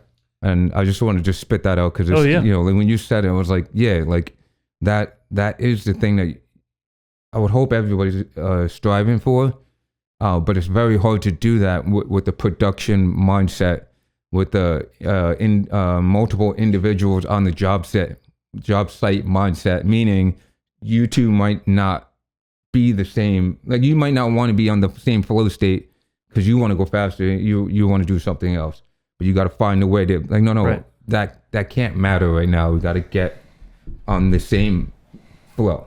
Yeah. So yeah. No, I don't want to. No. step I was on gonna you. say that's that, and then I'll return. I know, Yeah. this is, Well, it's This funny is so because fun. I actually want to interject. And first of all, I feel like every podcast has these moments. We have these great conversations, and then there's these little. There are nuggets scattered without. So I want to poetically take a pause. There we go. Have a seat-all moment, right? I want to make sure that the listeners understand what they just heard, and then I want to put a little cherry on it. If you got that, great. If you haven't, hit the 15-second back button a couple times, because understand what we're saying is that pause moment is really a built-in safety factor. And sometimes my pause moment, especially if I haven't been out, and I've shared this before, can be just looking at my ground guys, thinking I have everything set, and go, hey, real quick, does anybody see something I'm not seeing? That just took me like 4 seconds. We think pause, it's like, I don't have time. The other thing I want to say is, in the older days when I was a much younger man living on this property, 30 years old, trying to make a go of it, trying to establish myself, there were often times my hair was on fire. And I was a bit of a whip cracker. Like, I don't have time for this. And just like, and moving and shaking and really just thinking I'm, getting it done. And as I continued to learn and grow and still do, I really understand. And also all that martial arts stuff, the smooth is slow and smooth and fast, all that stuff that we like, these cliches or whatever. There is so much truth in that when you're tapping into that state, when you take the time, and there's where a lot of guys, like even getting out, I'll tell a little story and then I'll jump off it. And whenever I listen to the podcast, when I'm done, I'm like, I talked way too much, but I can't help myself. Yeah. It's okay. I've run into that too. Yeah, it's like, and then I hear myself laugh, and I'm just like, I'm such an idiot. But anyway, and then I lose my train of thought too, which is what I just did. But that's what I'm here for. Yeah, right. The flow state thing is, I love, that metaphoric river, right? And it's like, I've heard it said, like, you can paddle upstream, downstream, or like fight the current. And it's just, man, and I've done a lot of paddling. And it's just, finding those little grooves to get in and just let kind of, what I've said is in the past, if you're working at like a 90% clip all the time, or like, 100% clip, and this is a really cool metaphor, the mini skid, I notice if I have that floored and I'm driving it, every move is like jerky and it flicks the log. If I come back 10% from that thing screaming to just a nice idle, it's so much smoother. Yeah, I don't think I'm any slower. Right. In fact, the smoothness takes an element of risk out. Right. And it enables that machine to work in its flow state. And I don't need to go 100 miles an hour. But how'd you learn that? Yeah, well, there you go. Is it making mistakes, Right. trial and error, just more time on the machine. Right. Right. More hours operating it. Right. Yeah. The more you do anything, the better you're gonna get at it. And that's like, Pete being on the podcast and talking about cranes. Like, how many times have you had somebody send like a massive pick to the ground, and it takes an hour to process it on the ground? What's that person, whether they're in a bucket or a lift or they're climbing, what are they doing while that's being processed? Yep. They're just sitting there. So when I talk about the flow state on a job site, a lot of times this is what I'm referring to also. It's like, just because you can take the biggest possible thing that can fit in that space, sometimes it makes the most sense to do that. Sure. But if everyone is in a constant state of motion, small pieces actually can make you far more efficient. Now, part of how you learn that is, again, more time in the harness, more time on the sticks, more time on the machine to get that experience down. And then you notice that taking that pause is more for, I mean, it's self-serving, so that way it protects you, but it also is a way to like acknowledge the people you're working with, to be like, hey, we're in this together. Mm-hmm. If this is going to be too much, now is your time to speak up, so that way we potentially can change the plan or talk about it.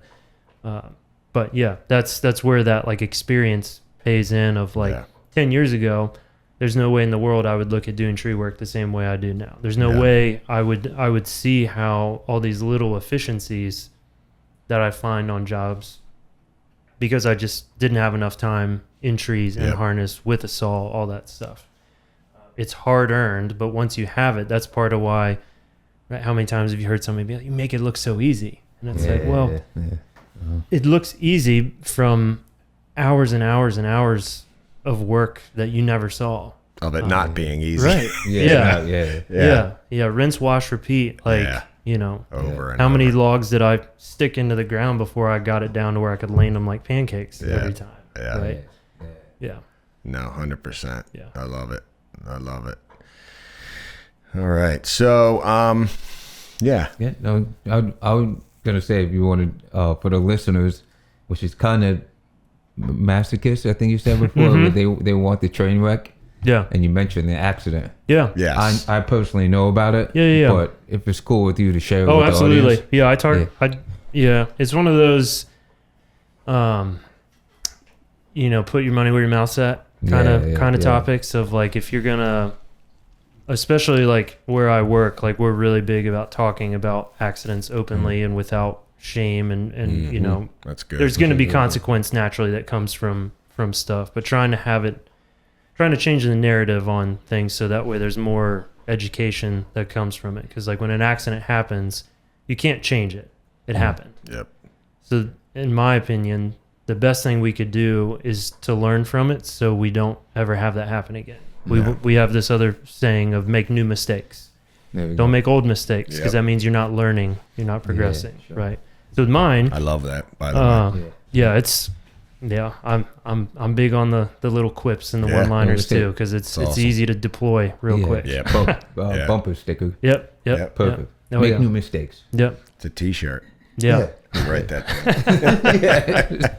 So in 2012, November 7th, 2012,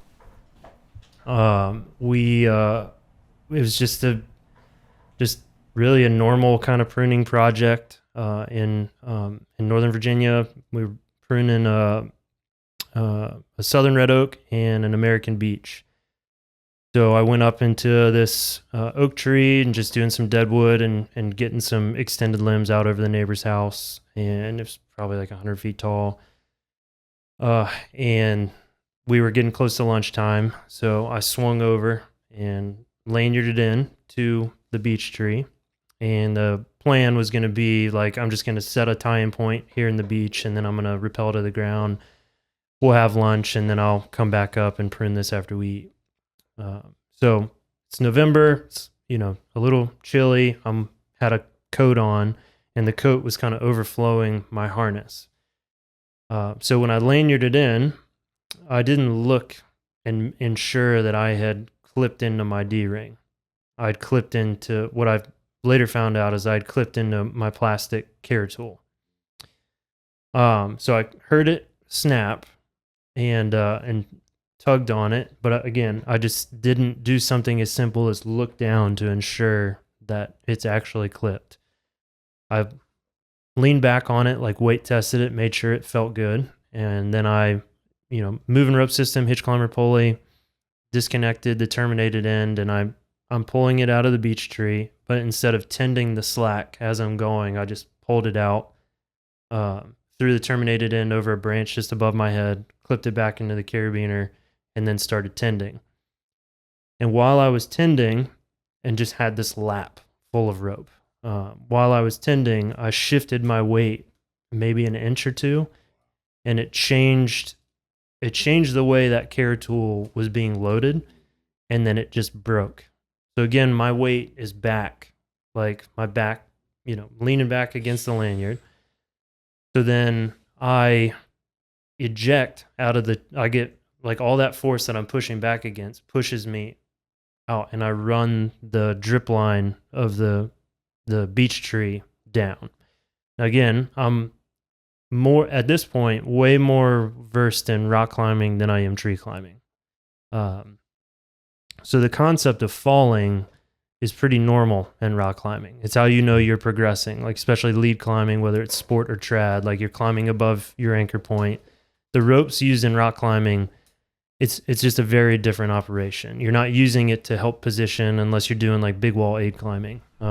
It's purely there just to, like, the ropes are designed to elongate a lot, to so that way dissipate force. It dissipates that energy, right? And you have somebody that's holding the other end, and you wind up doing this counterbalance. And even when what you're taught when you're doing this type of climbing and rock climbing is when somebody falls, if you're the belayer, you actually jump a little bit, so that way there's an additional shock absorption that happens.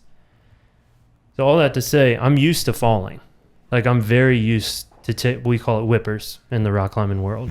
So I'm very used to whippers, except as I'm falling, I'm like, I'm not in the right setting for this. Like, I'm in a tree, I'm not at a crag. I shouldn't be falling. Like, right. And branches are, like, I'm whizzing by branches. And best we could figure is it was probably around like a 40-ish foot. I was probably around the 40-foot mark. So I'm riding down the exterior of the tree, and right before I hit the ground, I heard a voice say, "You're going to be okay." And before this, I'm not like a professing believer. Like, oh, wow. Yeah. Like, not, I've referred to this as my come to Jesus moment. Wow. So I hear a voice say, "You're going to be okay." And then the lights go out.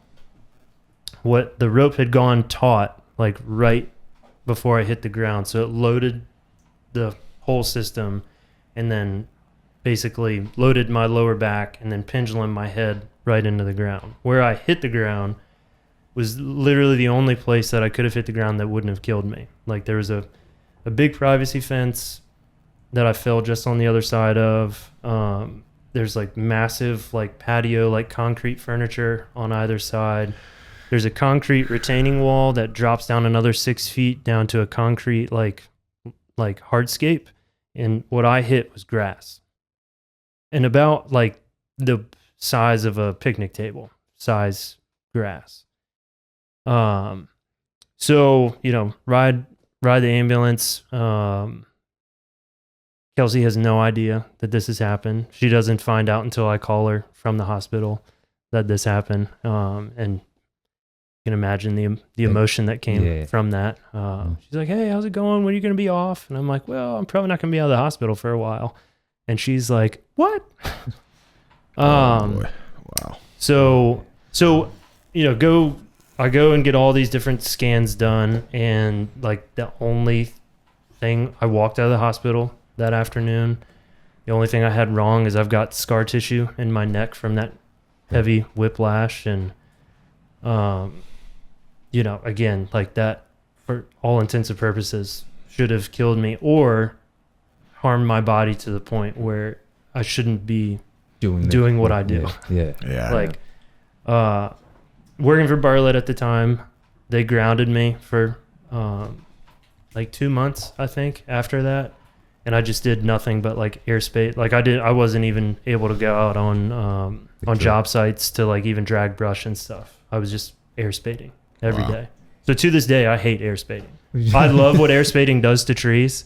Like I'm a massive proponent for the operation and soil amendments and all that stuff. But like the moment I pick up that machine to go and do that task, I'm right back in that. Wow. And I hate every second of it. Yep. Because it's like even then, all I wanted to do was climb.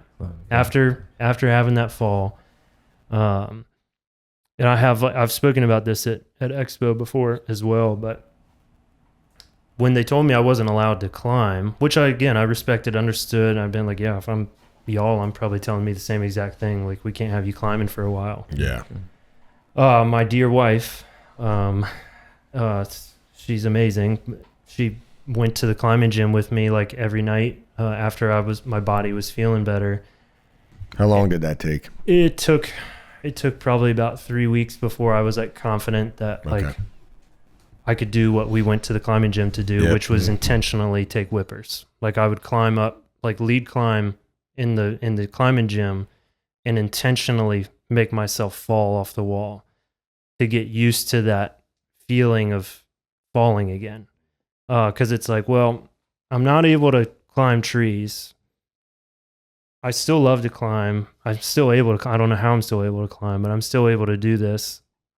I'm not going to stop rock climbing. So it's like, if this whole thing falls apart, I want to at least know if I can handle this part of it. Yep. So I'm just taking whippers and I'm crying, and Kelsey's crying while she's belaying me at the gym. And it's just this like super emotional, hard-headed thing. Yeah.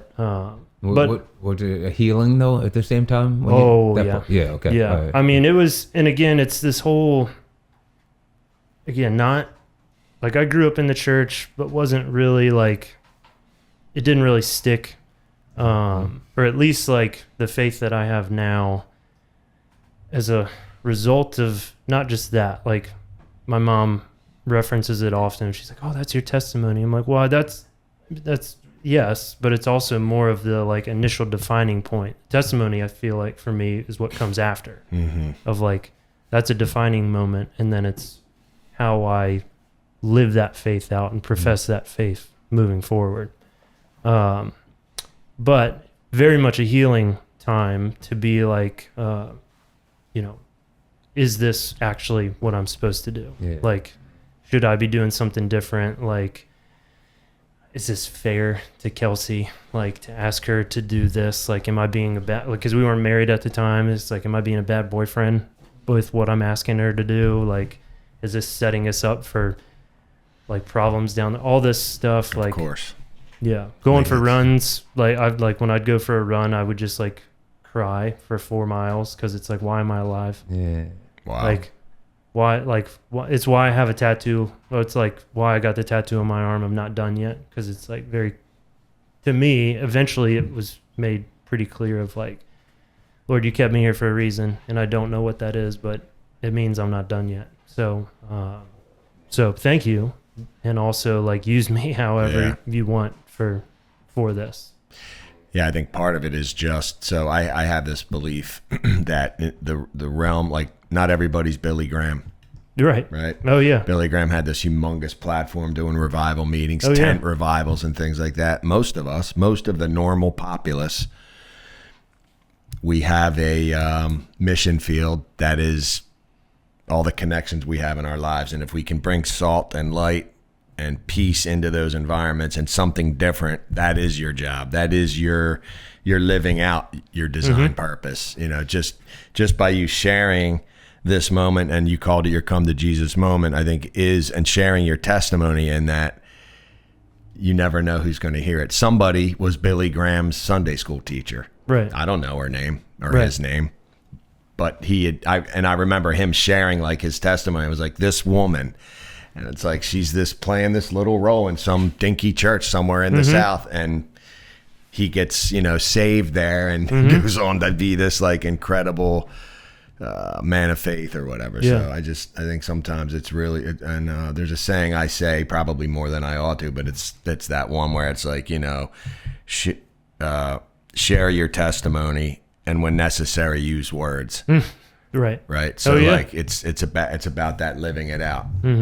So, and of course, none of us are supposed to be, to be embarrassed about it. Right. Like, that's why I don't mind saying it on here. Like, this platform is what it is, and the conversations are normal and natural, and whatever comes out of our mouths comes out of our mouths. You know what I mean? I'm not preaching. I'm not trying to, but I think sharing in this natural way of how and what role our faith plays in our lives is a big deal. Yeah, I would love to not have the story I just told. Sure. Yeah. That's the other thing, like at our church, like, or especially different parts of our life where we just like, when this story has come up, I used to be very like apprehensive about talking about it. Yeah.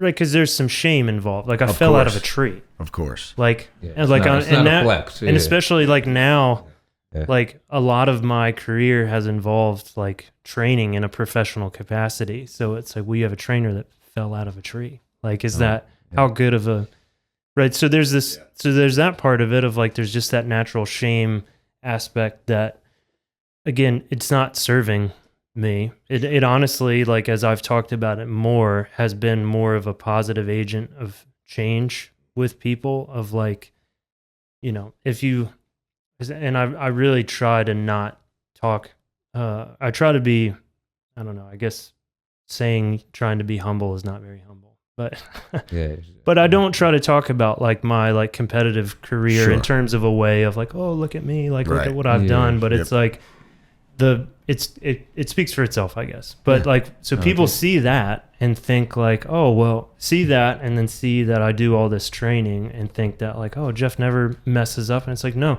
that's why you see me talk about stuff on social media of like, hey, I had this close call, or hey, I had this accident, because it's like we're all susceptible to it. I really wish I didn't fall out of a tree. I really wish it didn't take that level of a moment to wake me up. But that's also not for me to really dwell on and own, because it's really, it's not up to me. That's what he needed to do. Exactly. That's what he needed to do to talk to me, because God knows he was talking to me a lot before that. I was just too closed-minded to hear it. So it took, like, honestly, I mean, short of dying on a job site, one of the worst things that could happen on a job site. Like the guys that were there, one of them, he's still working for Bartlett and has worked his way up, and he's doing great. The other one got completely out of tree work. He's like, I can't do it. I can't be around that again. Which is, again, I get, and that's its own level of embarrassment to. That guy could have been like the next Jimmy Kilpatrick. Right. But because he watched that thing happen, I drastically changed. You know, this is a lot. Oops, sorry. A lot of the things that like have run through my head over the years of like, to ultimately get to like, no, I'm not just going to keep this in. No. Like it's too. No, we need to hear it. The listeners need to hear it. And you know, just to, and I'm interrupting for a purpose, but it's like this. It's like, okay, you're who you are, where you are. You had an incident. Athena was on the podcast, had an incident. Tatey, there was an incident on his crew. Glenn Pearson. Glenn Pearson. So, you know, we've got guests. I've had a close call, had a tree fail beneath my feet years ago. I talked about that on my episode a little bit. So I think it's important for people to understand, you know, you talked about numbers being what they are and that they don't change, and these conversations need to be had. They just do. And it's not glorifying it. No. It's not saying like you only get good at tree climbing by having bad accidents. No, like, that's not at all. We're saying at all. I think the heart in it is to go, okay, analyze, regroup, you know, and then talk about things like the pause. Oh, yeah. Right? And say, okay, we have this. From a strategic standpoint, what are some things we can do and implement that may change the course? And just real quick, I was sharing my actual testimony with my own son. Last Friday, we were coming home from our sort of, we do a Friday night little martial arts class with a friend of ours. And I was going through some of the old stuff that's not good. And I was like, I said, to be honest with you, I haven't really shared this with either of your older sisters either, because it's embarrassing. And you know, your kids look at you with a certain way, and you see the me now, and you see a guy who's a believer, hard worker, this, and I was like, but I was, you know, this, and you know, he was like, yeah, but you're not that now. Like, he was very encouraging and just kind of like, it's amazing, you know, that you came out of it, blah, blah, blah. But the fact is, like, people need to hear that. They need to hear the dirty parts. Because sometimes somebody somewhere is maybe listening and they had a close call or whatever it is, or even if it's bigger life stuff like spiritual stuff, and they have questions, and your willingness to open up and talk about it gives them permission to do the same thing. Well, even, I think about this, you know, the podcasting world, social media world, like all this stuff that we're doing is just going to live on forever, right? Sure. So like my grandkids, might. Yeah, I don't know if sure. they listen to this Might down the discover road. it, Right. Yeah. You know, But they that- could. Sure. Yeah. And that's where it's to the same exact point of like, listeners, great. I hope you learn a whole bunch of that. But like my own selfish lineage desire is that like if my grandkids hear this, I want them to know that I'm trying to impact their life Sure. through this as well. Yep. Of like, that's really the legacy I'm trying to leave with our family is that like it's okay to be like a hard-nosed, like hard-working dude. It's also very okay to talk about stuff. Yeah. Like when you're struggling and pull in other people. No doubt. Well said. The part that I want to add on top of that is there needs to be a recognition to the honor that you're putting into what happened. Mm-hmm. Meaning you're honoring by sharing the story. You're honoring about the work that you're doing since that happened. Yeah. Meaning there's people that have that kind of incident and go the other way. Mm-hmm. They drink. And Yeah. you know what I mean? They're not part of it. Self-medicate. You see what I mean? So there's the, like you really, not you, but just people in general, if you really want to figure out what it's about, you honor that by living your best life. Mm-hmm. Does that make sense? You No, know it what I mean? does. Yeah, like, Yeah. And that's the thing. So like, yeah, people hear about the story and everything else, but for me, it's like, I hope you understand what Jeff has done since then. Understand what Paul has done since then. Mm-hmm. You know, and that's what when we talk about our grandkids, like year 2091, Right. whatever that is, but like Yeah. understand that it's not the situation or the thing that happens, is how are you honoring that lifestyle afterwards? Right. Because there, I mean, for lack of a better word, there is a split in the road at that Mhm. point, and go this Oh, way yeah. or that way. Yep. And you know, I appreciate that you went this way, Yeah. because then we wouldn't have met. Mm-hmm. Then you see what I mean? Oh, Like, yeah. my Oh, life yeah. wouldn't be enriched by your Mhm. presence, and that goes Yeah, for and same. anybody and Yeah. everything. Yeah. That So- works both ways, my Yeah. brother. Yeah. Yeah. There you go. Yeah, Exactly. there's one thing, Understood. that you said, and this is something that I kind of like to cue in on about being a dude and this and that, but also be willing to. I love that because we have to let guys know that the full palette is open, Yeah. right? Yeah. There's a guy, Stu Weber, wrote a book called The Tender Warrior, and I just when I think about like some of the old martial arts studies that I did back in the day for the Korean, there was a group called the Hwarangdo, and they were like, that stands for the flowering youth. They were these young group of warriors that eventually united Korea, right? But they were incredibly devastating warriors, but were also educated in writing, poetry, Oh, yeah. all these different things. They learned these fan forms, which were these really cool, like almost like dance moves and stuff. I think it's important for guys like to give them permission to be somebody that you can swing a saw and be rough and tumble and eat beef jerky and Right. Oh, yeah. cook a steak, Yeah. whatever. But also, I love little kittens and flowers, and you'll see on my story sometimes I go up and I'm like, man, look at this Rose of Sharon. It's like boom, and I get a close up with a little bumblebee, Yeah. and I mean, it's okay, guys. Like you're allowed, know. And I think to some degree, it shows a lot of security in oneself to be able to go down these sort of almost like non-traditional masculine Yeah. roads. It's that full palette is available. We shouldn't be limiting ourselves. Yeah. You know what I mean? Yeah. You Yeah. should be able to. I love being a guy. You know I what I really mean? do. But it's also like there's some things that I'm happy more people are having more conversations these Yeah. days. Like I'm in this thing called Men's Alliance where through our church where every week it's first half of it is a 30-minute workout together as a group and then a 30-minute devotion together as a group.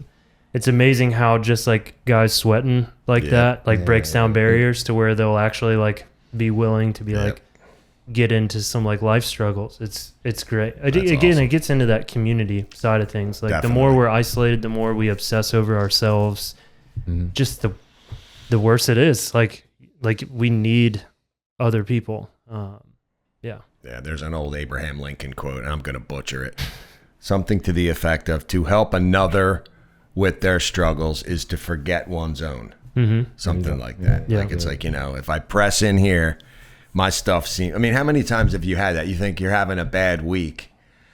Like I remember Athena sharing like her story with the fall and all, and then like the health issues her husband's having, so forth and so on. I'm just like, you know what? My week last week really wasn't that bad. I was kind of a little sissy about it. Yeah. Like it's just like perspective. And I would say like so many things are on a continuum. Somewhere we're there, but someone's got it worse and some people have it better. It's like, there's lots of people in the world right now. Yeah. Like, and there's, and there are going to keep being lots of people. Yeah. We assume. We assume exactly. So that's where again, it's like this type of platform and stuff is really cool because it's like, again, this might hit somebody. This might hit somebody whenever it comes out, and it's just like, man, they're just full of crap, and whatever. And that's okay. That's totally fine. That's okay. That's totally fine. Yeah. But then 30 years from now, it might hit somebody and be like, man, okay, that was some good stuff. Yeah. I needed to hear that. Well, and it's like I was sharing this morning, like, and I said this to Tatey when I saw him down at Legends of the Geezers, like his episode with you all, like I needed to hear that conversation y'all had with him when you had it. Like to get to what I'm doing now in my career, I was wrestling with a lot of what he was talking about, of like doing a bunch of safety and training and all that type of stuff. I'm not climbing. And I'm like, that's what I've been battling for the last year of like, I haven't really been doing a whole lot of production climbing. I've been doing a lot of talking and teaching and training. And it's like, but the thing I've always loved is the climbing part. And I'm pretty okay at the like teaching and the training and all that kind of stuff, which is good. Absolutely. Which is good. But it's also like, man, I love making sawdust fly. Man, I love swinging through trees. Like, and it's... So how did you remedy that? Talk just for the listeners, like, because I love that it spoke to you when on Mike's episode.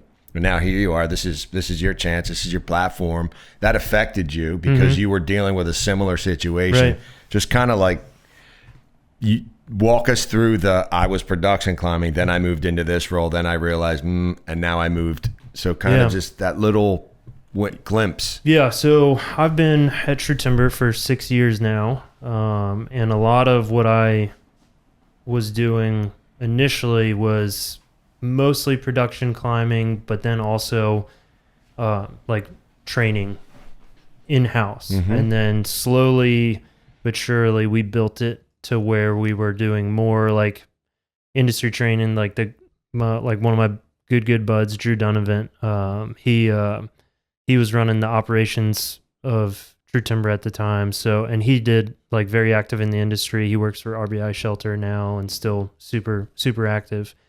So we were trying to get us to where we were able to incorporate a training component to the industry as well.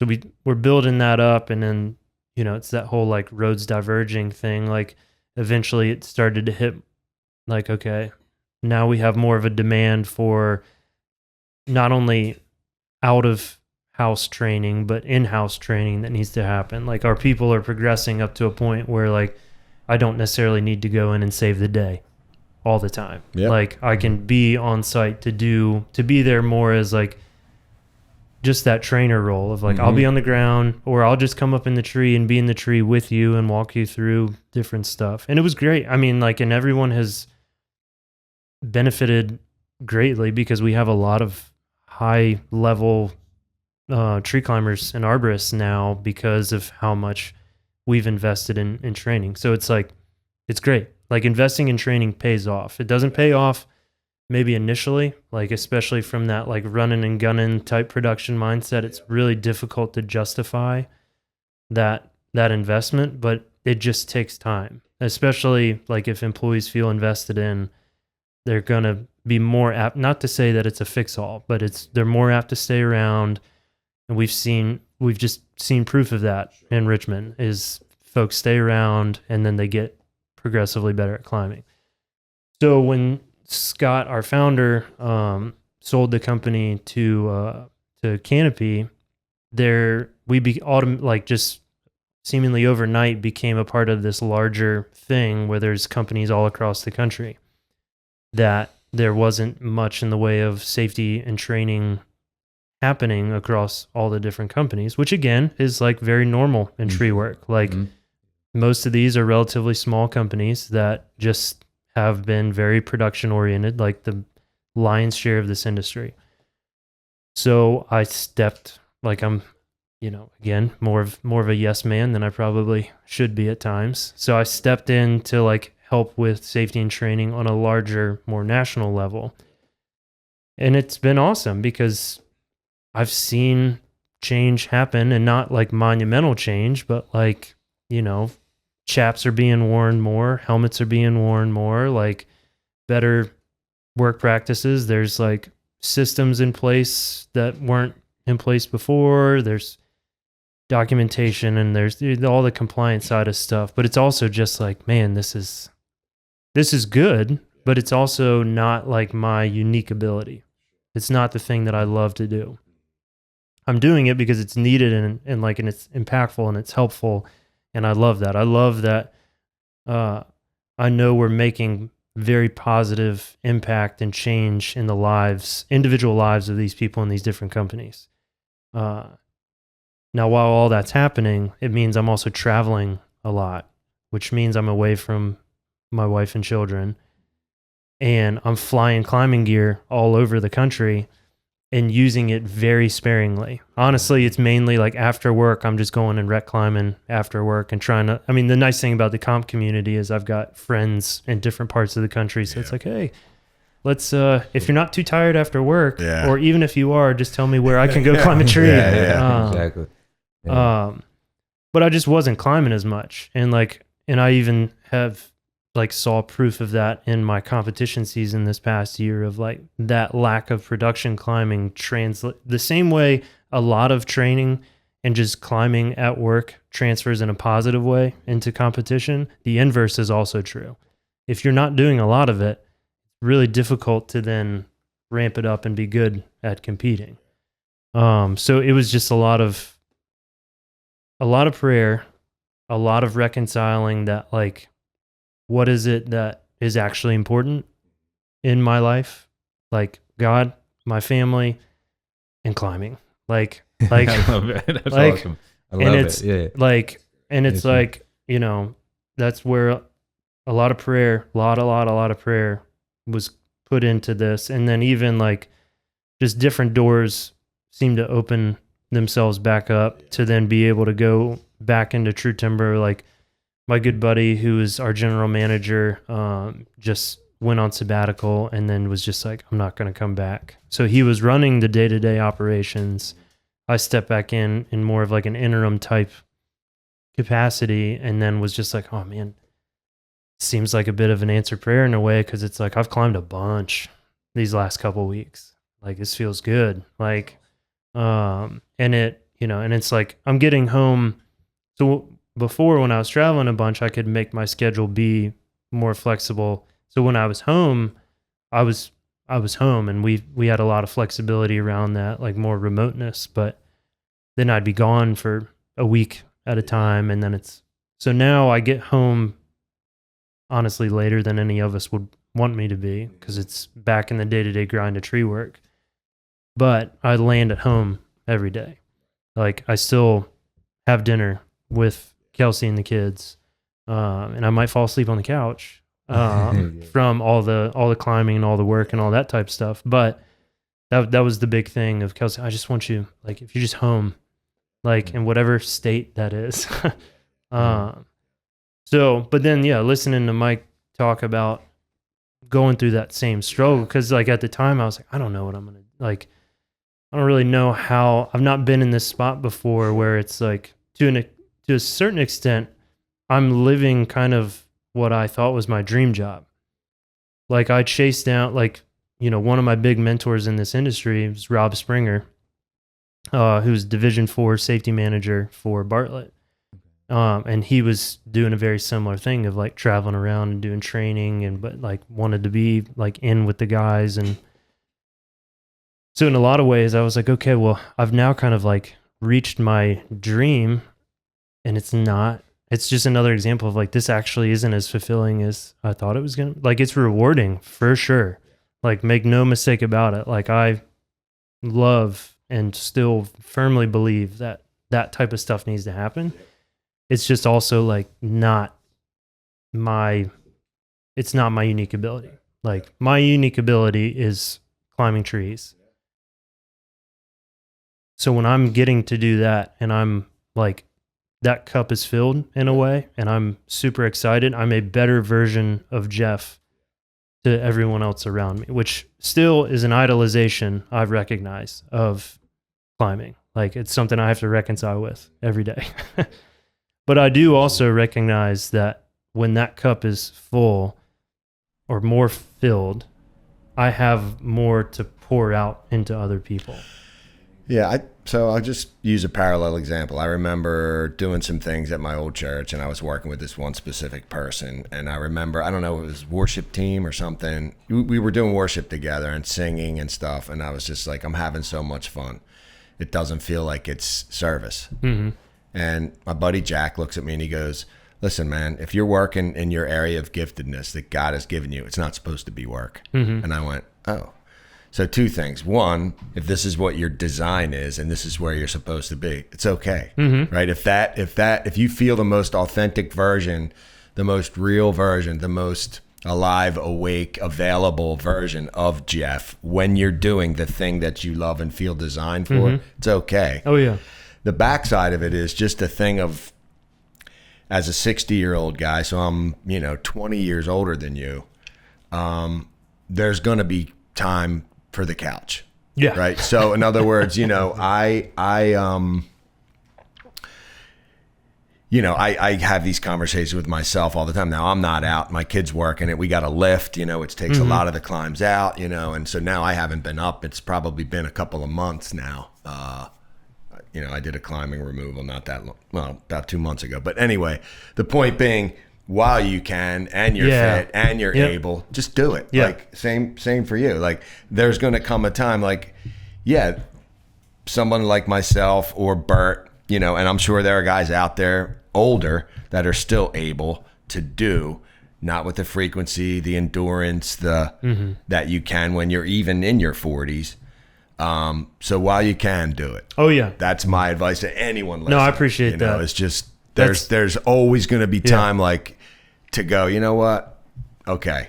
Now I've exhausted all this. Yeah. Well, and that's even like you brought up Jimmy earlier of like Jimmy Pritchard. One of my best friends, brother from another mother. Mm-hmm. But he's 54. Yep. Like gladiator of a human. Mm-hmm. But that's a part of where like he's a mentor to me in a lot of that as well. Of that exact point of like your body's gonna eventually not let you do the things that it's gonna do. Correct. So just go do the thing, dude. Like exactly. Like and that's what we do. Yeah. We wrestle. Like even Tatey, I remember, and it was clear because, and as an owner, it's even more. It's like, well, you're supposed to work on your business, not in your business. Like, okay, you know what? I probably shouldn't be out in production every day. I really should think about my marketing plan, or I should really be out doing sales. Which they're all things that are true, and relevant, and setting up systems. But also like you, like when I was pointed the spear, I'm like, this is what I was designed to do. Right. Same thing. I'm and like logs are flopping and hitting flat, and you're doing all the things, making the sawdust fly, as you like to say. And you're like, man, I cannot go home and I'm exhausted, but I need to be exhausted. Right. Or else this just... doesn't turn off. Right. Yeah. So I think a lot of us are wired that way. So it's, like, while you can, do. Mm-hmm. Because that's the other part of, like, getting into training even later is the other thing we talk about often of just, like, well, if experience makes you so much better at whatever you're doing, how much more experience is... if training is just always going to be, not to say, I guess it's guaranteed that it's always going to be available and always going to be there, but like the rate that this industry is going, we're always going to need trainers, or at least probably for the remainder of my life. Sure. In the lives of my children, we will. At I the agree. stats that we are living currently, we're going to need trainers. Sure. So it's like, okay, when I'm not necessarily sunsetting, but like I always joke I want to climb until my arms fall off, and then hopefully technology has progressed to a point where I can bolt them back on and go right back to climbing. Yeah, no. We're probably not going to have that as a reality. So it's like when basically the body breaks down to that point, it's like, okay, well then I've been climbing regularly that much longer. How much more of a potential asset could I be to helping people understand how to do this stuff safer? Yeah. Right. And there's a level, like, there's some prideful assumption mixed up in that, but it's also like, just the more experience we have, the better, I guess the deeper the tool bag we have to dip into to try to help people progress and be better. Yeah. Because we all, like, this is a form of, well, I guess it's being recorded as well. So there's some visual component to it, but like how we all basically learn this craft, maybe until more recent, like modern time in arboriculture, is all oral. Yeah. It's all this oral tradition of passing knowledge on from one person to the next. Like everything I know how to do, someone either passed it along to me and taught me how to do it, or planted some seed of an idea as to how to do something. Right, and that's where I feel like we all have our own level of responsibility to carry that tradition on. Agreed.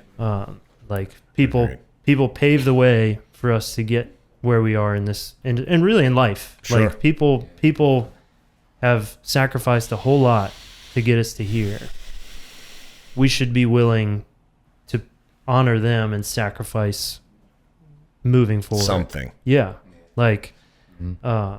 It just makes sense that we sew back in. We've talked about this from the whole Chisholm family, with Laura and Steve, and it's a very similar thing. You feel compelled, at least you should, right? Yeah. And I love, and we've all heard it, and I know Pete was big on it, seeing over the mountains by standing on the shoulders of giants, right? There's a road that's paved, and operating from that platform of gratitude and giving back and sewing back into the trade. Honestly, that's part of the genesis of this, is just saying like, okay, you hit 50 and something happens, it becomes like the age of meaning. And you're kind of going, all right, what else can I do? What else can I, like, there's got to be some give back, something we can sow into the community. Right. Yeah. So. Especially, I mean, I know I'm not that far removed from the whole, like, this young generation that's coming up. But it is different. It's sure. They have a different mindset, and this has been like almost like my side quest in a way of trying to like instill this, because it's not everyone. It's the same way not everyone is going to be obsessed to the point of where they'll go spend hours upon hours in a park that they're not getting paid to climb trees. And that's fine. It's totally fine. Not everyone should feel. Honestly, people's lives are probably better because they haven't done all that. But so it's kind of the same way with this like gratitude mindset of like, maybe not everyone follows in those footsteps, but if we're not intentionally trying to pour into people, we lose the opportunity to have that generation then pick up the baton and then start running it forward. If we just throw our hands up and being like, these kids, they don't know. Like they're not willing to work hard and all that. It's like they are. You just, it's Engage different them. than like my generation. It's different than like, your generation of like, we all have to be motivated in different ways. 100%. That was a big one day I ranted on here about it. Just like, we had a group of young people that were doing great. Yeah. It's just, you just have to engage and different. It's like, it's almost like that old thing of like, the more things change, the more they stay the same. People are people. You have to engage them.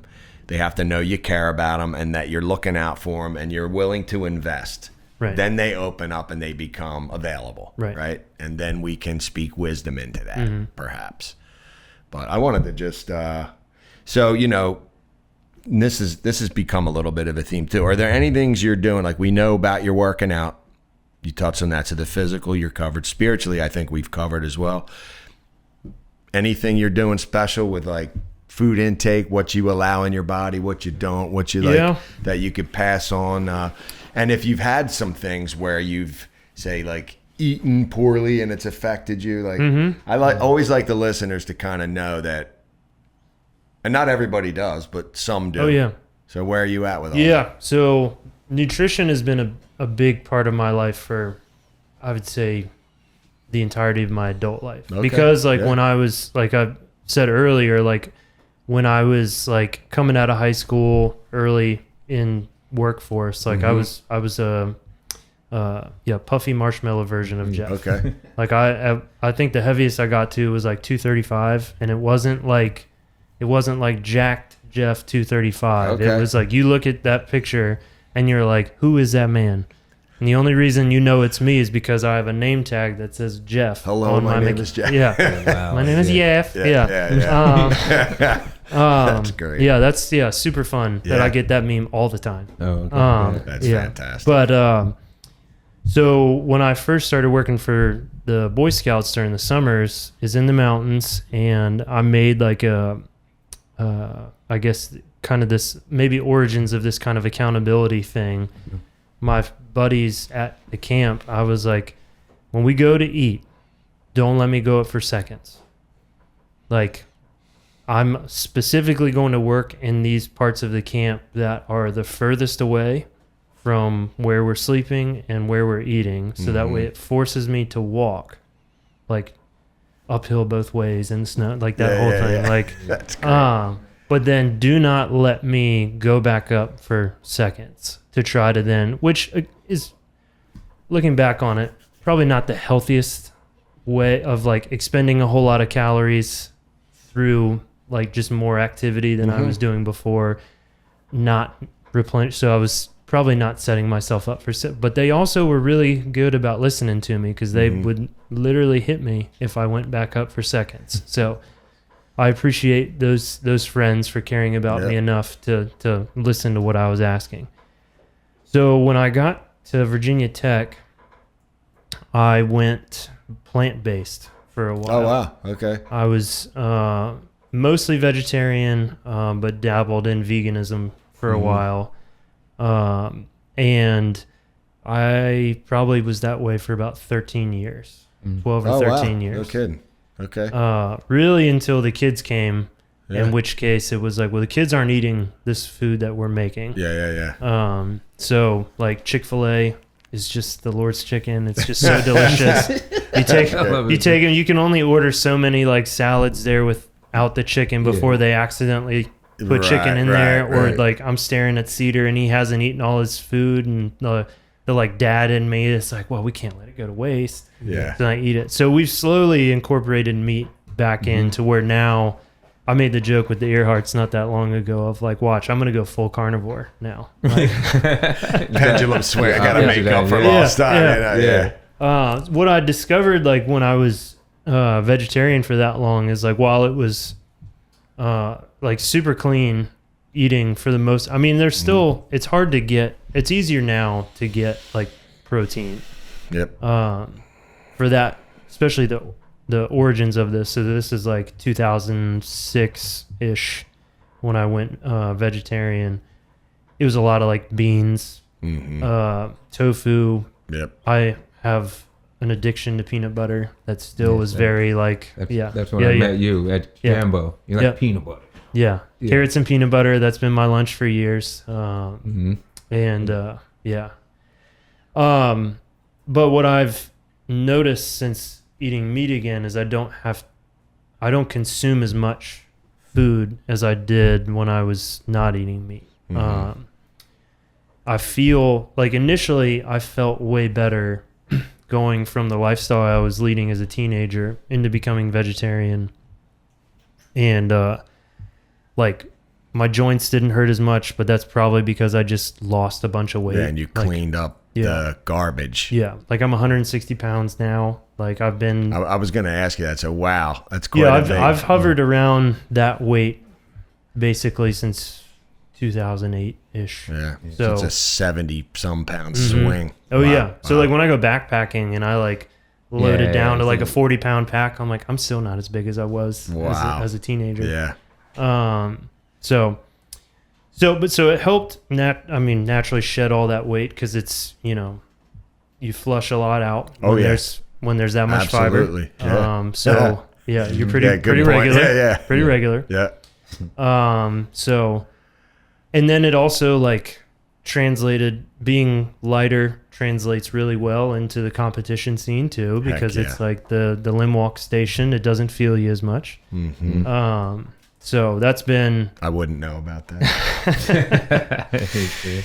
which is its own kind of like battle to like, Yeah. to fight. Cause it's, you know, it's like, well, on the one hand, the lighter I am, like I see how like, eating disorders make their way into like professional settings. Sure. Because it's like you're so, and I mean, even in the rock climbing community, like I was noticing this of like being way too concerned with like calorie count and stuff like that, and trying to be as light and lean, like have that power to weight ratio, like be maximized, so I could like pull on the tiniest holds and you know, feel strong, but it also not being nourished properly. You can get away with it when you're younger. Absolutely. And again, like I'm not old. Or, I mean, I'm not as young as I once was, but like I feel things now at 39 that I wouldn't have felt at 29. And I know it'll be like, and again, this is where Jimmy like comes into my life often. If I have a question about a diet, I know Jimmy has tried said diet. Yeah. I know he's tried a particular type of workout routine. So he tends to be like the funnel I go through. That's awesome. He has thought I was nuts for years about being mostly plant-based. He's like, how do you eat enough? And now I realize I probably was never eating enough. Like I was in the like low 150s like for a good long while. And it's like, that probably wasn't super healthy. So now I eat more meat, but I even try to be very conscientious about what I eat. Like, and our family history is a good thing to, like, knowing, for the listeners, know your family history. That's a really important piece, because I know kidney stones are a big thing in my family. Blood clotting is a big issue in my family. We have, dementia and Alzheimer's in our family. So it's, not so much on the heart disease, thankfully, but like colon cancer has been a thing. So it's being intentional about the nutrition of not just like packing, just like, oh, I need calories. I don't care where they come from. I need protein. I don't care where it comes from. Like, be thoughtful. Hey guys, you are watching and listening to the Aging Arborist podcast. Thanks for coming along this journey with us. Brick and I are super excited to announce our sponsor, the Modern Group. Modern Equipment has been a very faithful sponsor to the New Jersey chapter of ISA, and we are also, at Tree Awareness, clients of theirs. We have bought several pieces of equipment from them, and they have been absolutely amazing. From the sales team to the service department to parts. If you're looking for equipment in the tree space or construction in general, please do yourself a favor and check out the Modern Group. They have 2 locations, one in Bristol, PA, and a brand new, just opening location in Tabernacle, New Jersey. You can go to moderngroup.com and check them out. Please, for all your tree equipment and construction equipment, go see the folks at Modern. They are second to none. Anymore, my day starts with obviously coffee. Well, before I do anything, I drink like a 32-ounce thing of water. Like right as soon as I wake up in the morning, I brush my teeth and then go straight and drink that water to basically like kickstart the system. Yeah. And then I got some like vitamins and stuff I take with that. Cool. Then I go do my morning workout, and then after that, I usually will eat more of like a high protein type breakfast. A lot of times it's eggs, and lunch is usually carrots and peanut butter and fruit. Because I want to just be kind of still not bogged down, relatively light on the job. Like when I see people bring in pizza and eat burgers and all that stuff during the day, I'm like, well, you're worthless in the afternoon. Yeah. Like that stuff just sits like a rock. All those carbs, like your body's got to process all that energy, and you're just going to be more sluggish and not move quickly. So I tend to try to front load my day and then even have like protein bars and stuff kind of to snack on throughout. And then at the end of the day, then I wind up kind of catching back up in a way. So that's cool. And that seems to work pretty well. Like I can fall into the snacking trap, especially in the summertime. Like the thing I tell everybody is like the best way I've found to rehydrate or at least start rehydrating after like a really hot day is I'll get a big bowl of just tortilla chips and a bowl of salsa and down that first thing because your body absorbs that stuff different when you eat it versus when you drink liquid. Oh, okay. I got you. Yeah. So having that high acid with the salt off the chips, I find has helped my body rehydrate really well. A lot of people don't do enough salt. Yeah, I do know that, but I always went liquid first, so I never, slows it down. Yeah, it's a much slower absorption into your body eating stuff. That's why I like juicing. I never got into. Well, I tried to, and then Kelsey got me off of it for this very reason. She's like, you're consuming all the sugar without any of the fiber. Yeah. So, and then your body's going to just take all that stuff. And smoothies are kind of the same way of like, it's not gonna absorb as much of the stuff as you think it is. It's just gonna flush it all out real quick. But you're not gonna get the full feeling because there's not as much fiber. There's this high, like your blood sugar will spike because you've got all this sugar in your system. So, 100%. which is the other big part is I try not to eat a whole lot of sugar. Yep. Which is very difficult with a 7 and 4 year old. Yeah. They think I hate dessert and hate ice cream, so I must be doing a pretty decent job of limiting the sugar because they tell all their friends that Dada doesn't like dessert. So I'm like, all right, cool. Yeah. They get so excited when I do eat ice cream. Like it's awesome. fun. Crazy, right? Yeah. Good stuff. Yeah, it's awesome. No, it's cool. I heard the nutrition part was cool, but what I found fascinating is paying attention to your family history. That was good. Yeah, that was real good. You know, I personally haven't said that. I know about it, but you don't really think about it. So you adding that in there is something I'm going to do. I'm pretty sure it's okay, but I don't know. Yeah, for my family, so I'm gonna throw that in there. So that was smart. Yeah, that's something we definitely consider. And on my dad's side, some heart issues and plaque buildup and things. My mother's the Greek side, and they all lived to be late 90s, hundreds, and whatever. Right. My wife's like, "You'll outlive all of us," whatever. Yeah, so, but yeah, you can't fight genetics. Yeah, like you can. The body's a temple. You can do all of that, but like we've just got like stuff that's like I'm red green color deficient. Like that got passed on to me from my mom. So makes tree climbing really fun in the wintertime, not knowing what's alive and what's dead. Yeah, I bet. Yeah. But it's that same concept of like knowing where you came from helps you steer where you're going. Yeah. Both in a health way, but also just like general like life stuff. It was good. That's cool. Cool. Awesome. I'm glad you brought it. The competition. It's like this is our passion, obviously, but like there's a few people in the industry that are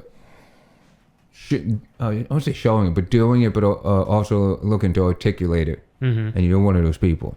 So this is your opportunity to talk about this Smooth Saw podcast and how the origins of that, like what made you want to, because as we know, doing a podcast requires a commitment.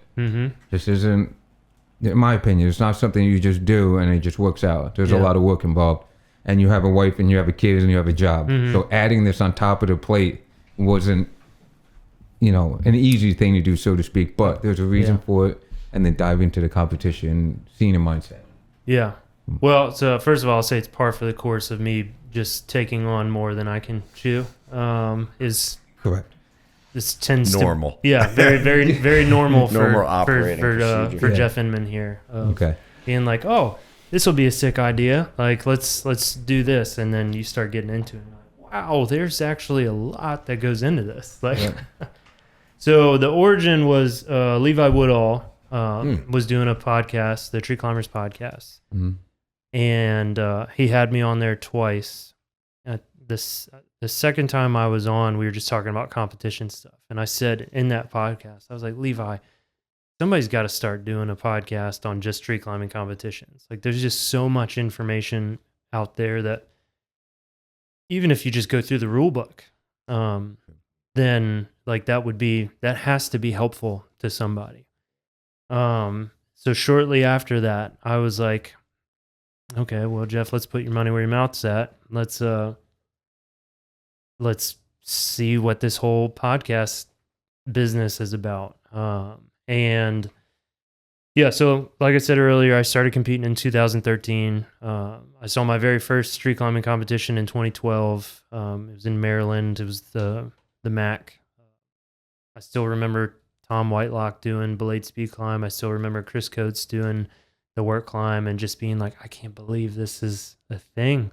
I can't believe this is real. This is amazing. Like, I can harness this competitive energy and put it into something. Then 2013, my first competition is actually in a park that I do a lot of training in at home. My first comp was in Richmond. That's cool. So have reclimbed a lot of those trees from what I can remember from back then. But yeah, it's, in my opinion, if we want to have actual, impactful, long-lasting change in the tree care industry, it has to start in the competition realm. We can write standards all day long. We can have best practices, and we should have standards, and we should have best practices and all that stuff. But like, if it's just words on paper, that only goes so far. Like, it requires, great businesses to like prioritize that stuff, which again, we should have, and it's necessary. But where I have seen this change really take root is from really the people that are most passionate about tree climbing are probably the ones that are climbing for free in a tree climbing competition. So if you get everybody all stoked on doing things in a competition, it's going to then translate over into work. Like, like a small example is like, I've learned like the call and response is you say headache, and then maybe you hear an all clear, but you just have to say headache. Whereas in the competition scene, they prefer to hear stand clear, all clear. So I translated that into work of like, okay, well, if Kathy Client she has no idea what headache means, but she knows what stand clear means. Yep. So now the only thing you'll hear me say on a job site is stand clear, and I wait for an all clear. And then I know that's a very small example that doesn't really have very important one. Yeah, Yes. and it doesn't Very really have anything to important. do with climbing, maybe specifically, but just that type of small example of clear, concise communication and the implication it has to not only the people that are working there, but also just the general public is where like I see that in my own like just professional career of like how just that translates. So, but then also like climbing competitions, we, at least in the ISA, have a rule book.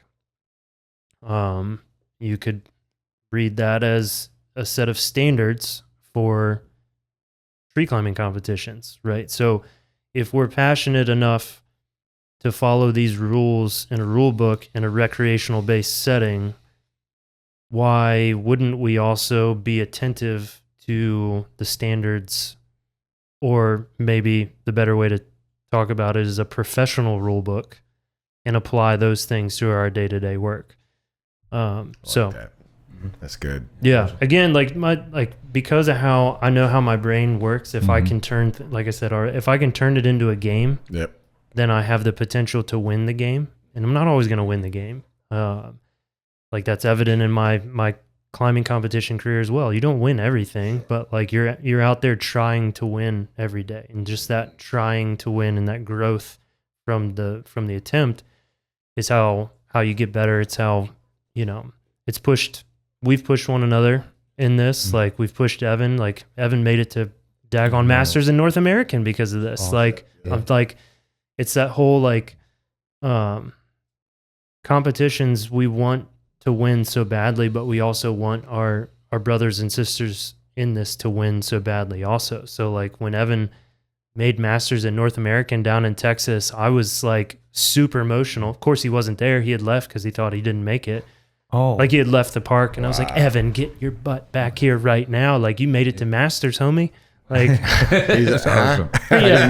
didn't know that boy. Yeah, Wow, no, me either. okay. That's awesome. Yeah. yeah, I didn't mean to throw him under the bus. Like No, that's but cool. Though. also, Evan, you should have been there. Yeah. That's fantastic. Wow. But so the Smooth Soul, that's how it was born. Was like, I have a lot of stuff that's just living in my head around competition, and I've noticed over the years of working with different competitors as they've, especially in our own chapters, I've trained with more people and tried to impart some of my knowledge. Again, that whole oral thing, like passing that on to the next round. This just seemed like a pretty logical next step. So the Smooth Soul, really the whole point of it was to break down the rule book.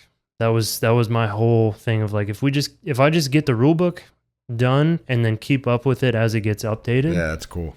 then that's great, because it gives people the opportunity to, it's not that like what I say is gospel truth around the rule book, but I read each line item like in the rule book, and then if I feel like there's information that I can add to it, then I do. But it at least gives people the opportunity to listen to the rule book being read to them, even going through the score sheets themselves, to try to like, how did Petrie put it? Demystify this rule book. Because there's a lot of stuff in there that's like pretty black and white, but even what's written in there can be open for interpretation a little bit. So trying to just help people understand, like, you know, something like work climb, like your audibles, not only do they matter, but the order in which you give the audibles matters.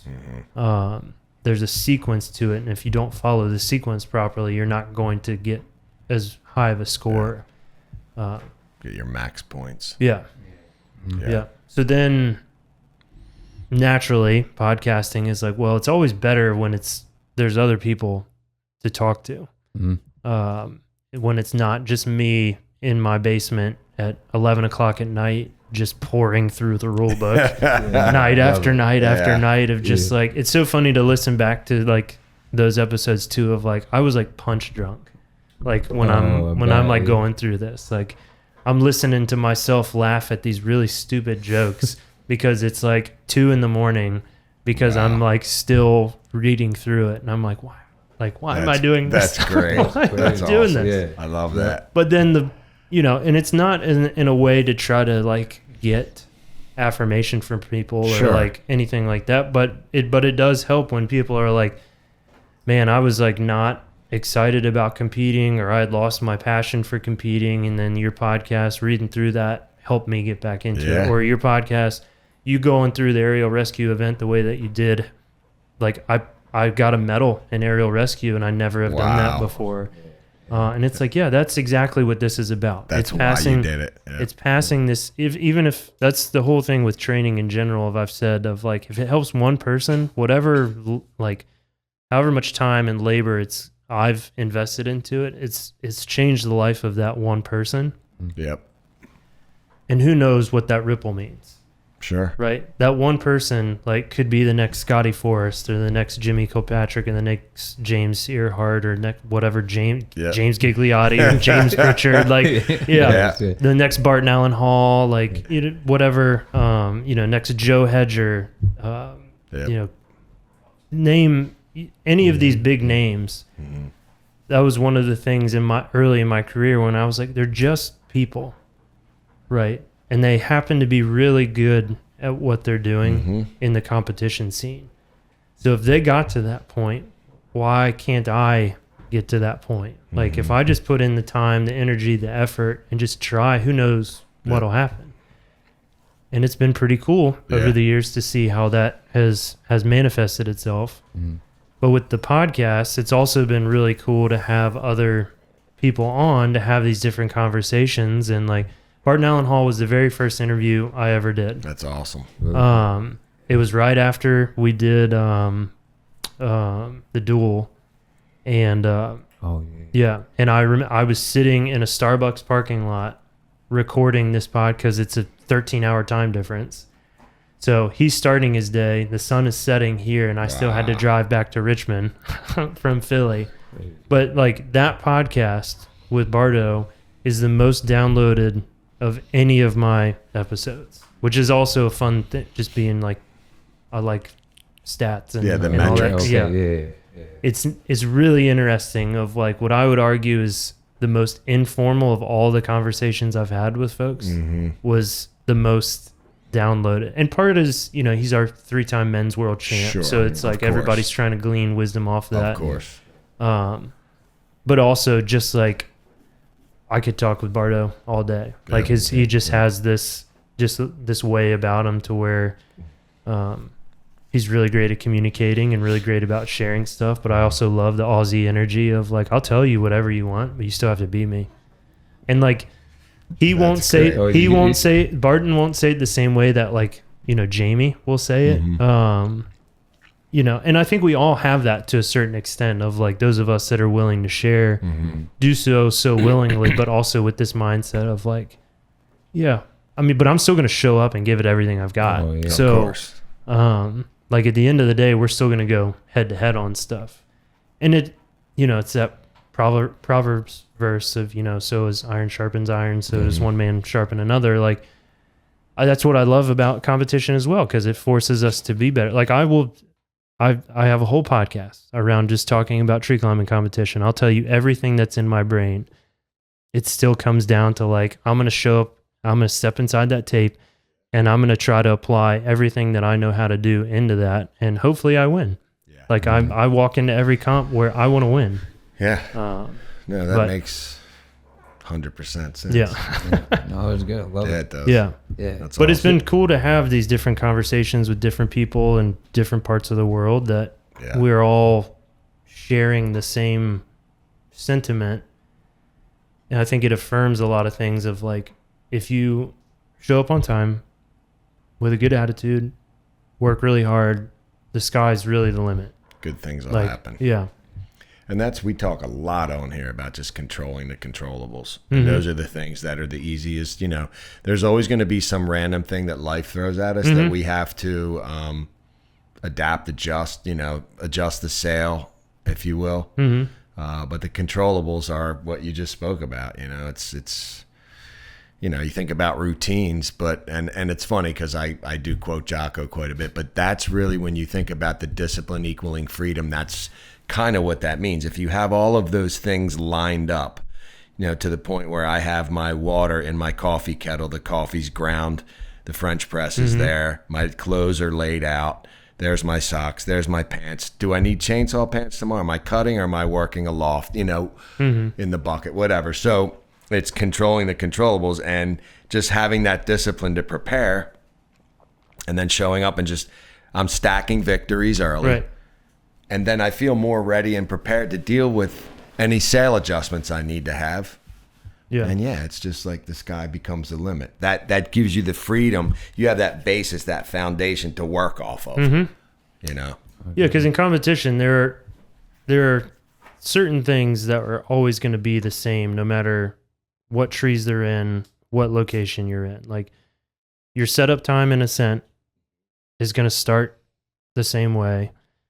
Your changeover in ascent is always going to be the same way. You're going to ring a bell and immediately transition into trying to get into descent mode. Now the height changes, but that's really about the only thing in the ascent event that changes, other than maybe how they set up the anchoring system. So just train at the max height, and then everything, like train at 86 feet and you'll just be ready for anything. Aerial rescue, the first part of the score sheet, like I talk about it, the first minute of the aerial rescue event is the same. Like when I'm hot and heavy in comp training, I'll run through the first minute of an AR like 8-10 times a night because I can do it in my garage.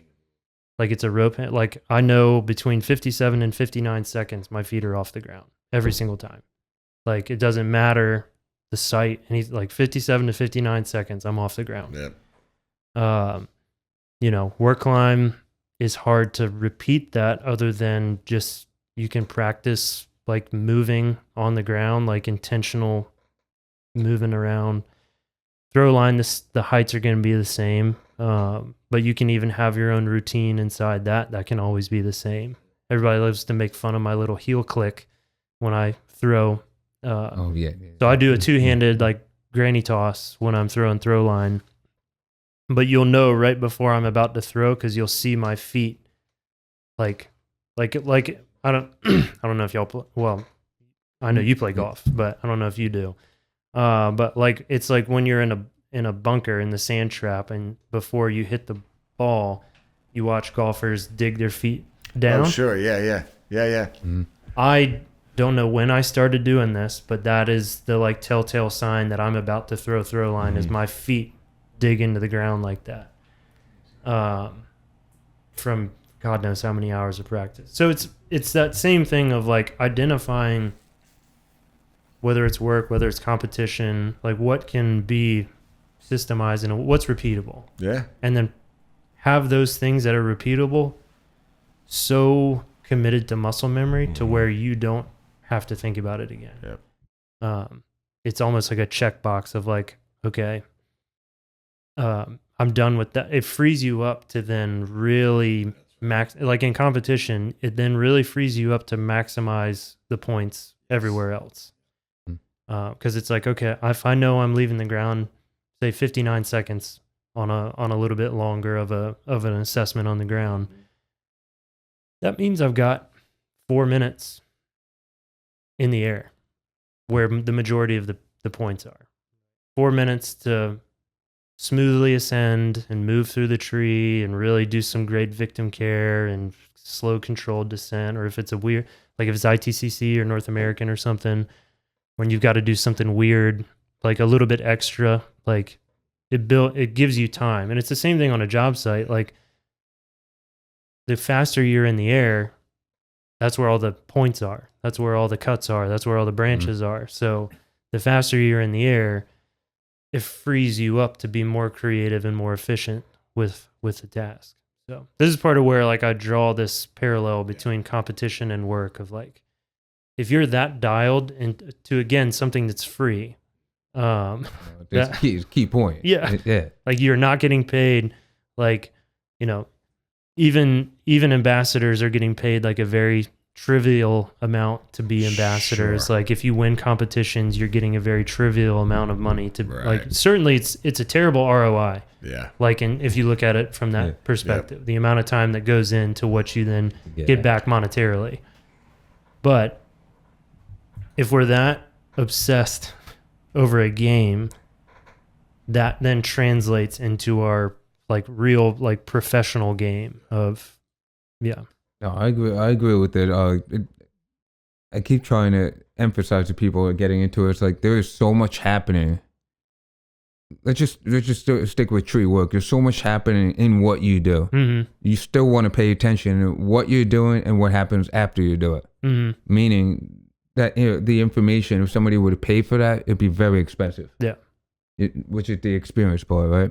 But it's the same thing: the preparation, reading the rule book, training, and all that for the competition. There's so much happening in that. We're not getting paid for it. No. But if you were to take what we're getting in that, the value of it is, I'm telling you, it's going to be expensive. Yeah. You know what I mean? So like, I try to emphasize that a lot. Like, you're not just training to dominate a ladder, right? You're training to get yourself, you just said, muscle memory so efficient that you can eliminate that thought process of that. And now you got 4 minutes in a tree to move gracefully with agility, and you're collecting all these points to hopefully win the game. Right. But in that, there's so much happening that can translate to the tree work as well. You know, being sharp, like not having to think about certain things because you nailed it so well. Right. Instead of climb or like rappelling down a stem and then climbing back another stem, if you're confident making a big swing, you've just expended way less energy and you're way more efficient. Now, you better stick to swing because you got to, sure. equal an opposite risk, reaction. It comes back. Yeah, that is true. But that's where that confidence comes in of like, as you practice that stuff more. Yeah. And I also tie it back into like just general like rescue readiness, like rescue preparedness on a job site of like, we never want to have to perform an aerial rescue or respond to a bad situation. But like that score sheet of aerial rescue is so tattooed into my brain that like it just flows. Or like I'm confident that I can get a rope set quickly and be climbing a rope in a very short amount of time. Like the ascent event, despite all its flaws and how I wish we were still footlocking. Yes, same here. I know. But that's one of the things, the redeeming things I find about the ascent event is you're able to prove that you can build a system to get into the tree quickly to where if you had to go save somebody or assist in some way, like you have like, now granted, you've probably spent a lot of money to be able to do that, but be that as it may, like there's still this muscle memory component that's in it. So no, it's good. I just while you were talking, I was thinking like, this is me, but I got called for a cat rescue. God bless you. Yeah. I know, but listen, I'm cool. But people love their animals, just they do with their children. So I'm like, it's cool, whatever. But when I did the aerial rescue. No different than the human. I'm like, one was it was actually a female cat, but her name was Harrier. So it was cat's named Harry. I'm like, cool. All right. And then as I'm doing the thing, because I'm freaking out, I'm like, this cat's gonna jump and claw my eyes out. Yeah. You know what I mean? Like, what am I doing? I never rescued a cat before. I think I'm an animal person. I don't know. Yeah. But I'm Harry. Hey, buddy. I'm sorry. I don't know why you up there. That's not a smart move. So I'm talking to the casualty. Go up there. Yeah. Move over to kind of see what's going on. But the reason why I bring that up is that the muscle memory is already there. It's the same thing. So yes, it's a cat, and most people are like, who cares? But it's this concept that I was able to do it fast, efficient, get the cat, reunite the cat, and the family's happy and the whole thing. But I found that it works. Yeah. Even for a cat. Yeah. No, that's awesome. So, did it claw your eyes out? I mean, clearly not. No. So So funny you should say that. So I did 4. So there's 4 cat rescues. First, second, I'm trying to remember the name, but the first and second were house cats and went well. Third one I get the call to go and do, and I'm like, I'm thinking of somebody's cat. Get up in the tree. I was able to use the bucket truck for the third one. Okay. Because where it was. That cat was an outdoor cat. That cat had tiger eyes and was ready to murder me. And you could see it. And I'm like, oh, you're not a house cat. Yeah. You are not a people cat. You are a tiger in a tiny little cat body. If you were 600 pounds, I'm dead meat. There's no doubt about it. And then the fourth one was somebody's cat. Interestingly enough, was actually in South Mountain Reservation. Somebody was walking it like a dog, like with a harness on. And then 2 dogs left the dog park, saw the cat, took off, got away from the owners, ran after the cat. The cat took off. That owner lost the cat. And the cat ran all the way up with the harness and the leash hanging from it up into the tree. That should have been easy. Yeah. But that cat was like the first 2. It was put the tagline in and just whip it out. Exactly. Just hold on to it. But I've had a few, dude, and I had a scar. I might still from one. It tried to climb over me while I had it because I'm like, I was new. It was the first time I've ever done. That was way back. Yeah. I'm like, hey, I get him on this huge popper, way out on a limb. Yeah. Comes back. I grab him. Like, okay, I got it. Well, I'm from here to the trunk with the cat. So the minute I kind of like slide off and like go back to the trunk and shock absorb with the legs. Well, when I do that, the cat's like tries to climb over me. So I just squeeze the cat a little bit, make my descent, and her back claws stuck in me. Yeah. And I had a scar, man, for like years. Yeah. Then I got smart and started using a picnic basket. No, I always put them in. I've never rescued. Yeah. If you do, the FTC throw cube. Yeah. Oh, the Matry sack. Yeah, and they just open out, stuff them in there, and close it, and they can still see light and not freak Yeah. out. So just saying, Yeah. tip for the people listening. Yep. No, this legend in Kentucky, Richard Potts, when I worked with him at Limb Walker, he's a very animated individual, but he was like, have you ever seen a cat skeleton in the top of a tree? And I was like, no, Richard, I don't think I ever have. He's like, yeah, they always come down. And I'm like, and then 2 weeks later, one of our guys went to rescue a cat, and Oh, he had to no. go to the emergency room and get like antibiotics way. and everything. You got And it's tore up. like a Mauled. $150 cat rescue turned into like probably like a $1,500 medical bill. Brutal. And I was like, I'm never doing Nah. that. No, and then- I'll rescue. I've rescued lots of drones and like They don't little fight airplanes. back. Oh yeah, Yeah, I exactly. love that. Yeah. Yeah. Animals, nah, they'll come down. Yeah. Yeah. Is that and that I've learned that, but homeowners call and I'm just like, Yeah. I get a soft toy. Mhm. What do you want from me? You Yeah. know what I mean? We have plenty of employees though that like are willing to do it, but it's not on the clock. I'm like, you go do it. It's on your time. Yeah, It's on your time. exactly. Yeah, Yeah. exactly. Cool. No, let's get yeah, you got something? I'm good, man. I feel have- like You know, I feel we definitely crushed it Yeah. for sure. I feel like we covered a lot of ground. because I tried to do this every time. Yeah. And this is almost like a pressure on you or the guests rather.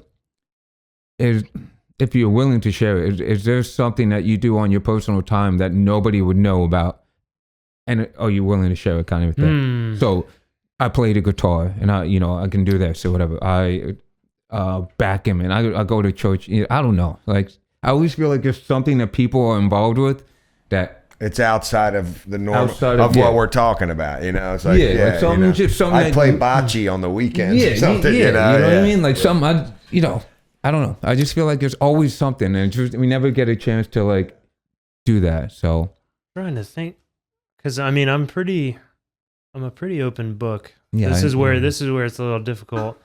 I mean, I play a lot of golf now, but that's mainly because my son is really into golf. I mean, I play the fiddle. Like, I mean, fiddle and clawhammer banjo, not super well. Okay. But like when we lived in the mountains, I played it a lot more. Yeah. Yeah. So it's a fun thing to periodically bust out and play some fiddle tunes. And That's great. the kids are into it until their attention span is not, and then Kelsey's into it until she's done hearing the squawking. What was there something you would like to get into but do not have the time, money, funds? I mean, learning different languages is a big one, but that's a little bit more like utilitarian of just like being able to communicate better with different arborists is the main reason for that. And then playing the piano. I've always wanted to learn to play the piano and have never like committed to that. Yeah. So Cool. That's it. Yeah. That's all. that's Yeah. a good. That's good. Yeah. We try. Yeah. Sorry, I'm so open about everything No, else. that's okay. No, Maybe you it are. would have been a lot cooler if I just- was more reserved. I'm the same way. I know. I'm the same way. I'm like, there isn't, it's not, I have a new thing, but it's like, I'm never, there's nothing I'm always hiding. I'm like yourself, Yeah. open book. So I get it, but I always feel like there's something that either people want to do or do quite like, what's it called? What's it called when you do the little cars that you put together?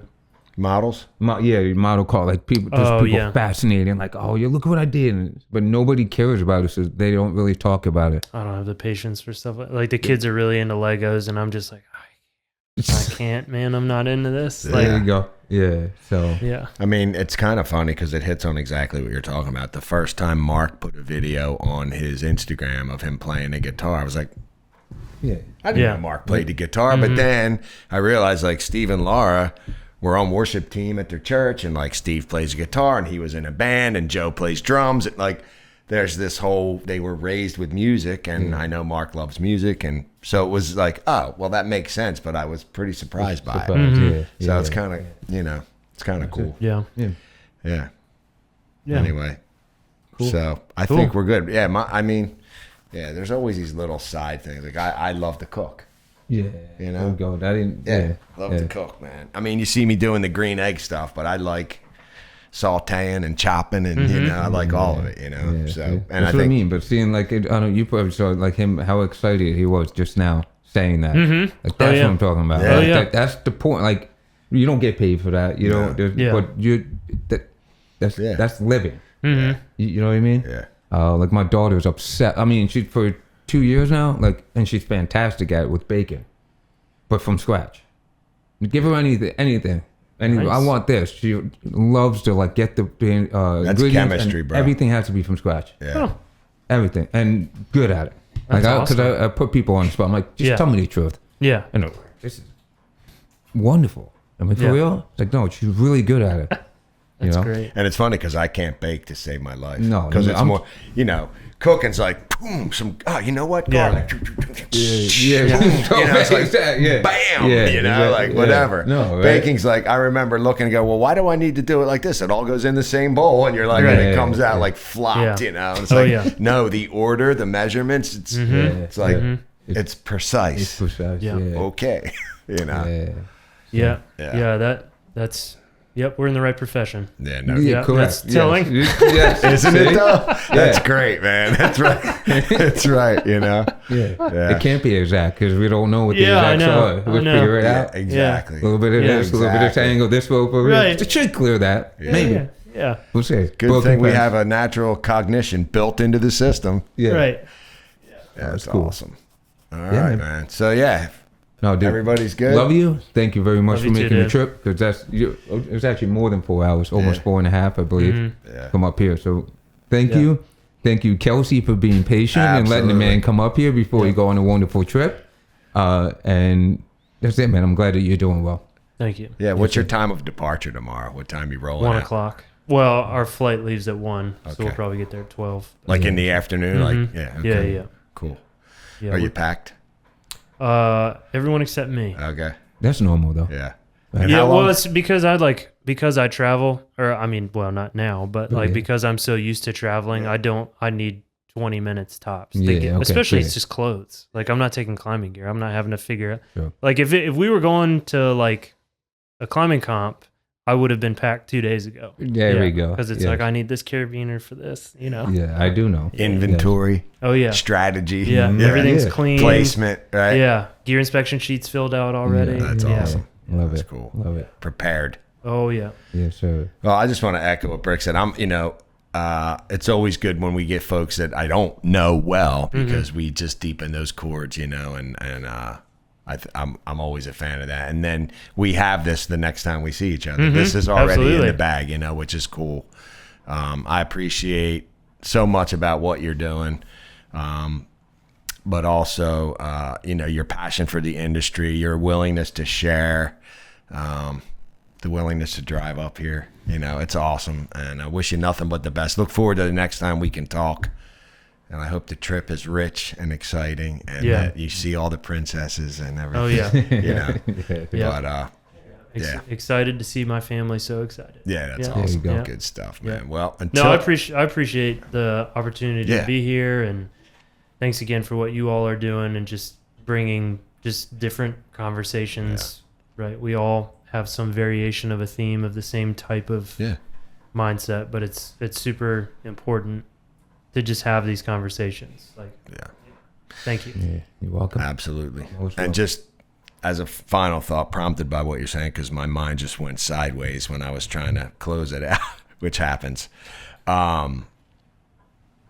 The support, it's like Brick and I talked in the beginning that we didn't really care what the outcome was. It was like, we're not attached to the outcome. Let's just do this. We'll hit the ground rolling. We'll see what happens, what transpires. But I will say that, the investment of time, there are days when other things are pressing on you. And that's when you find out your commitment, right? It's like, okay, I got to call out. I have this job set. My guys are going to be short. I have a guest coming. I got to do this podcast and I'm committed.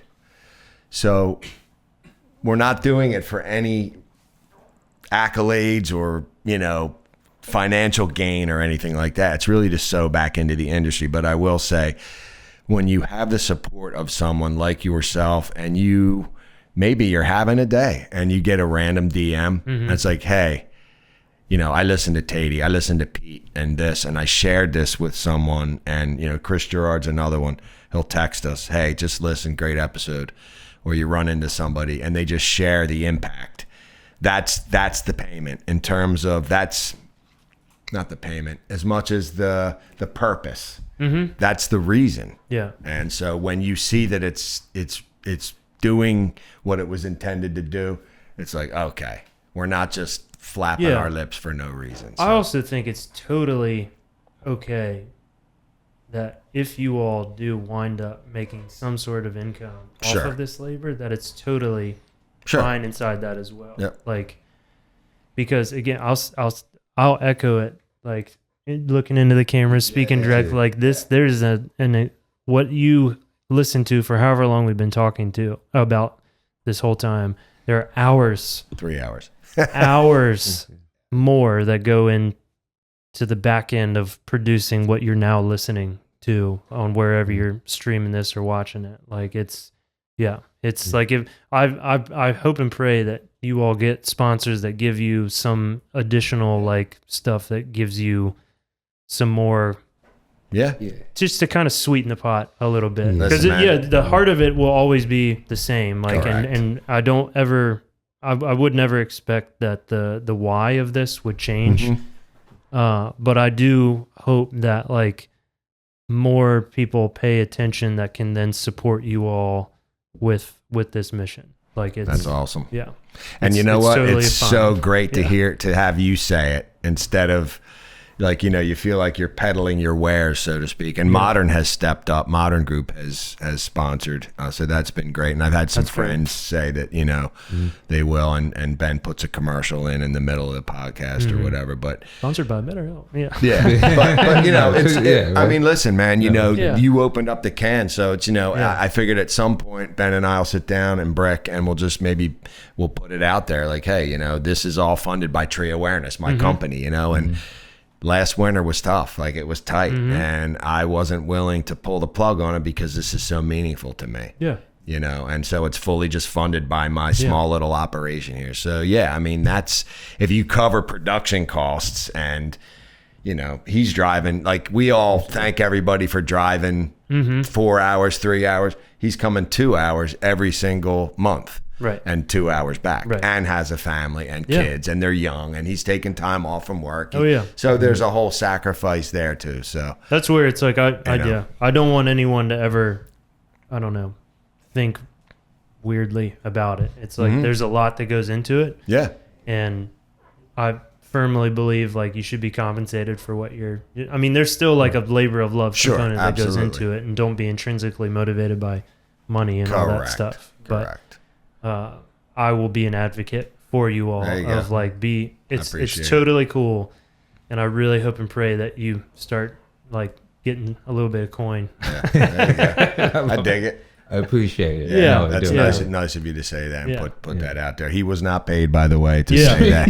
Exactly. There was no Wawa cards or gift certificates given. No. That's just breakfast. That's one podcaster to another of like it's awesome. You know, it's a whole production. It's a lot of time. And it's a lot of love. So thank you. I mean, look, we're blessed to have a great producer. Ben does an incredible job with, you know, with the sound, with the lighting. You know, it creates a whole vibe and everything. And so that's something as outside of my skill set. I'm green with envy. I'm gonna go home and sit in my basement and just have my webcam staring at me. There you go. Like, hey, it works, man. You know. Latest episode of the Smooth Saw. There you go. I know. That's awesome. It's good stuff. No, it's good what y'all are doing. Yeah, appreciate it. Love it. All right, y'all, man. Thanks so much for tuning in. Thanks for listening. Have a safe trip home. Have a safe vacation. My partner, my brother, y'all have a good one. We're out.